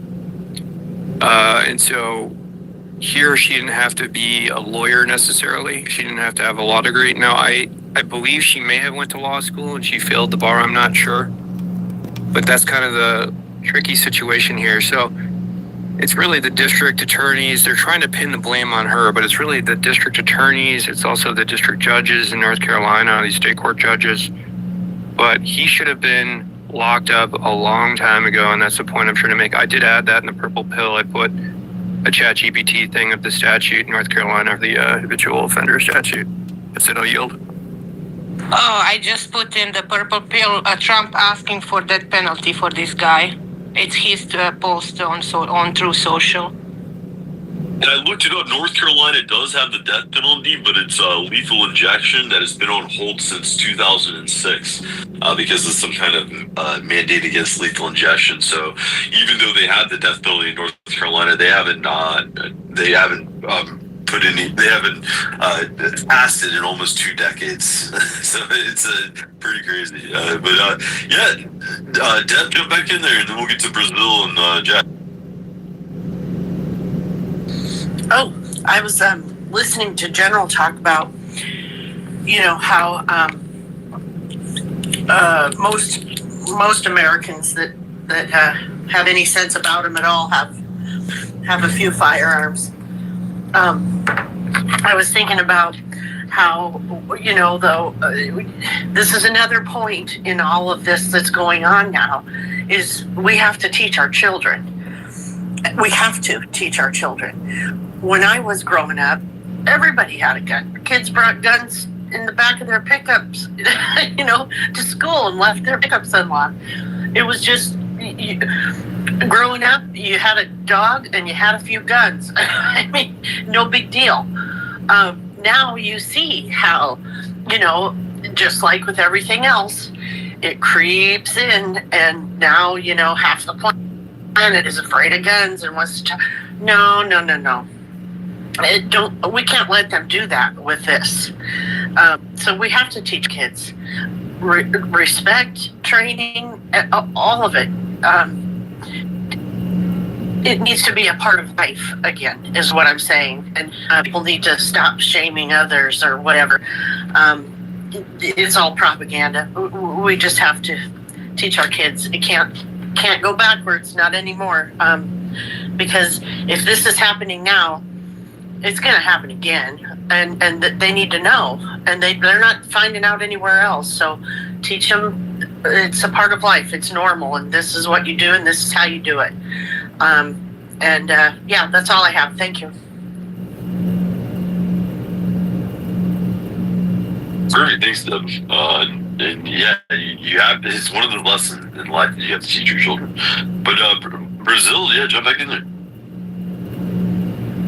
Yeah, even regarding going back to the stabbing, the magistrate judge, Teresa Stokes, who released this 14-time criminal, Brown Jr., she's also the director of operations at Second Chance Services, her little mental health and addiction clinic. So she'd let loose these beasts, have them go to her clinic. She's getting paid for this. And once they were done at the clinic, I guess she owned a restaurant or something, because they got to get a job, and then there's programs who pay those people to, like a transition job to rehabilitate. You can't rehabilitate these animals, but anywho. So, just another black just utilizing the system for her own gains and means. But if a white person did that, oh, this be on national news. We all know that. I just wanted to add that. Yeah, teach your children pattern recognition, folks. I mean, even me. I grew up in a small rural town in Utah, and in 2006 and 7, when I was 12 years old, I had 6 big NFL black niggers try to kidnap me and my friends and steal us into a rapey-ass van, the kind where there's no windows all around it except the front and the 2 sides of the freaking doors, okay? My friend, Keaton, he was in Las Vegas when he moved out of Utah. Maybe some of you might even remember. This was like in 2011. Whoop, she dropped. Guys, we keep it clean in here. We're not using the slurs. So if you use them, just know you're getting dropped straight away. We're not going to deal with that. We have this streamed on multiple platforms where we're not, we don't deal with that. I don't want to have to go through and edit bullshit because people can't control their fucking mouth. But yeah, I put it up in the jumbo there. Trump, speedy death penalty. There's the post for you right there. And he's calling the guy an animal, violently killed the young lady, and he's saying he should be given a quick, speedy trial. And only awarded the death penalty in caps. There can be no other option. President Donald J. Trump. So, like I said, 2016 Trump is back. And he's calling for a speedy trial straight to the death penalty. And he's saying there's no other option for this. Game over. We're done with this BS. And this is the demands of the American people. We demand capital punishment for violent crimes like this, especially for people who are repeat offenders, and then they go out and do this. This is unacceptable. So, yeah, this is a big problem, and it's great to see Trump, 2016 Trump back in action. I posted on it yesterday, and it got a bunch of likes, and people in the comments were, yeah, he's gone. He's never gonna do it. And his post from 2013, I'll put that up there in the jumbo as well. You guys want to see it? Here, I'll put that. And he said, should be public executions for all to see. You will end the bullshit fast. That was his post from 2013. And you still have retards in the comments saying, oh, Trump, you know, oh, crying about Trump. It's like, dude, he's calling for the straight up death penalty for violent crime. You're still crying about it. You know, this is what we want. This is what we demand. We demand these killers to have a speedy trial and a speedy execution. We don't want to house them. We don't want to pay for them. This guy's lived off of our tax dollars for God knows how long. He's taken up how many resources in the legal system. Time to send him to Jesus. It's that simple. These guys, it's gone too far. It's out of control. The civil rights nonsense, tolerance is dead. That's why you can look at my post. The day tolerance died. And Trump is telling you now, no more tolerance, straight to the death penalty. Give him a quick trial. Get his ass, get his ass taken care of as quick as possible. We're done with this violence. Death penalty. You know, that's the thing, like, the legal system, they want to wrap it up so all these lawyers can keep making money. They want to drag these trials out. We don't need to drag it out. This guy's been convicted 14 times, and he just killed the lady, the young girl, on camera, brutally. It's time to finish it. There's no reason to sit him on death row for 20 years. He should sit on death row for 20 minutes, take him straight out to the town square, and hang his ass publicly in front of everybody. That's the way you do it. You don't have to sit there and pay for these people. You know, this is irrefutable evidence here. And this guy's record is just, it's insane. For someone like this, you don't need 20 years of death row. You need 20 minutes of death row and a tall tree and a short rope. Call it a day. Be done with it. We're tired of this. They want us to keep paying for this bullshit of these people while they unleash them. Now we have kids. We have a society. We don't want this in our society. Jack, you came up. Go ahead, jump in there.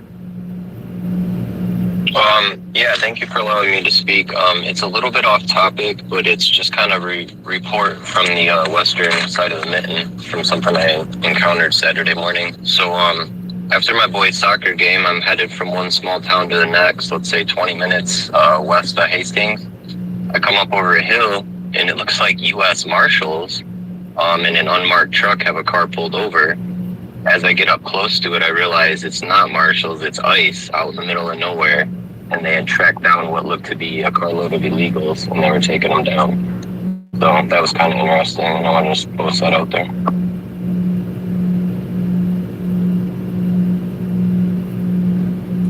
Yeah, ICE is ramped up all across the country, but at the same time, I mean, we saw the sting in Georgia at the Hyundai factory. I mean, I don't understand why they don't have a sting like that every single day. I mean, they know where all these people are at. They should be able to round up hundreds of people daily.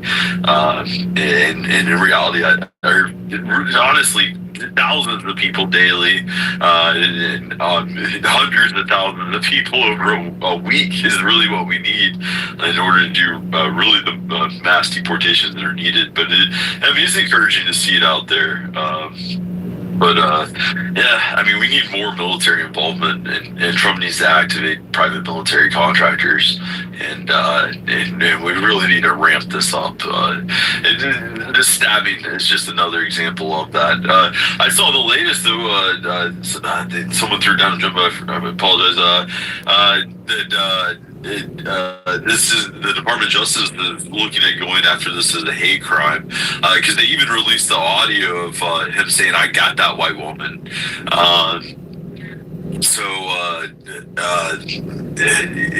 And oddly enough, he's standing next to three white guys when he said that.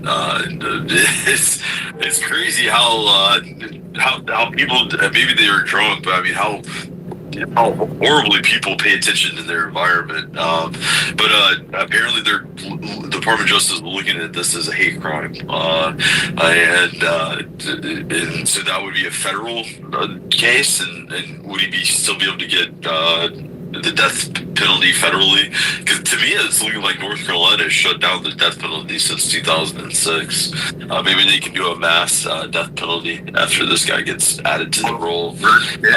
Regardless, the guy needs to go. Didn't Trump, after Trump federalized D.C., didn't he instate the death penalty for murder cases? I'll check. Because I thought after he federalized D.C. that he put in place the death penalty for anybody who murders in D.C. We'll have to look at that. But if that's the case, then yeah, at a federal level, you can administer capital punishment. Yep. There is capital punishment at a federal level. Yeah. For murder. Say it again. For murder. I mean, for treason and other things also, but specifically for murder. For murder, okay. Yeah, go ahead, Rush. Yeah, no, I mean, that's, I mean, we all want retribution, for this girl, but for Austin Metcalf, I mean, the only reason this case is a national issue is because we have the video, and now we have the full video. We know we have Austin Metcalf's murder on video. It's already been alluded to multiple times. Elon Musk has tweeted it out there. A lot of people have been tweeting it out there. I really hope we can make the push to force the Department of Justice or the Texas state government to release the Austin Metcalf murder also. The American people need to see this. But Gracie, good to see you. Jump on in there.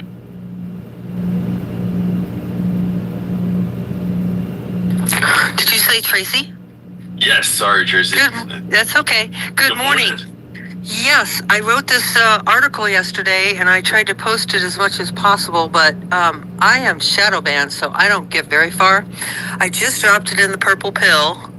It's kind of long. It's 280 words, but Trump in 2024 in his campaign trail and in 2025, and then again he signed an executive order as soon as he got into office, and it says about the death penalty for migrants and I can't even remember. So for migrants who have killed either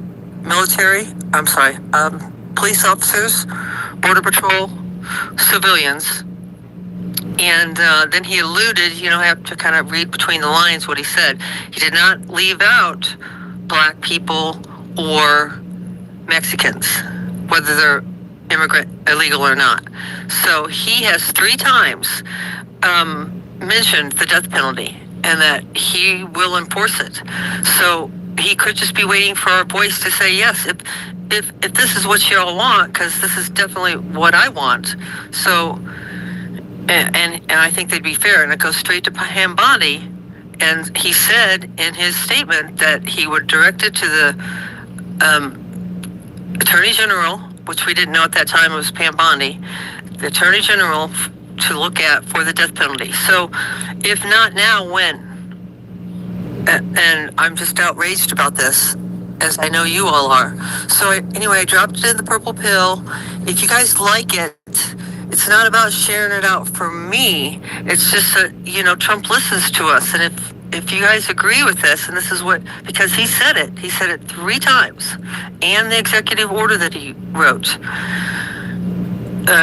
then share it out. Try to get it. I posted it over on Truth Social as well, but where my reach goes all the way there. But if we could just share it out, General, if you approve and it's okay with you and Rush, then let's share it out, because I'm not making something up. These were his words. He said it. So just out on the purple pill, and thank you so much. I hope you share it out, because this is what I'm looking for. I'm looking for the death penalty. I don't think any of us are going to rest until we get a promise of that. This is too huge, and it's going to just keep happening. I don't know if any of you saw on TikTok, but now the black people are saying to kill as many black people as possible. One guy said, I don't care if the baby's 3 seconds out of the mother. Kill white people. So they're wanting war too. So I think about the neonatal and our kids in the neonatal, our kids at daycare, our elderly in the nursing home. They're gonna kill us. They're out for it. And I don't know if you've covered this at all yet this morning, but do you like the thing Musk put out that he will pay for murals to be painted around the country? You know how they painted that one of George Floyd? And if you remember, then lightning struck it in the middle of the day with no clouds or no rain in the forecast whatsoever, and lightning struck that mural and knocked it down. Well, he wants to paint murals. He's going to pay somebody. I think he donated either $500 million or $1 million, I'm not sure, for people to go out and paint this mural of this young lady. So I love that. Well, thanks for letting me share that. It was a great show. Yesterday was a really great show. I forgot to tell you, but you guys are great, and thank you for letting me speak. Yeah, 100%. Thanks, Tracy. And yeah, Rush put it up in the jumbo. the article that Tracy's talking about. So yeah, go ahead and give it a like, give it a share, pump it out there. And yeah, we demand, and that's the thing. We the people, I've been making these posts, by the way. We the people demand justice. We the people demand, you have to use that terminology. We the people demand capital punishment. We the people demand the death penalty. We the people demand.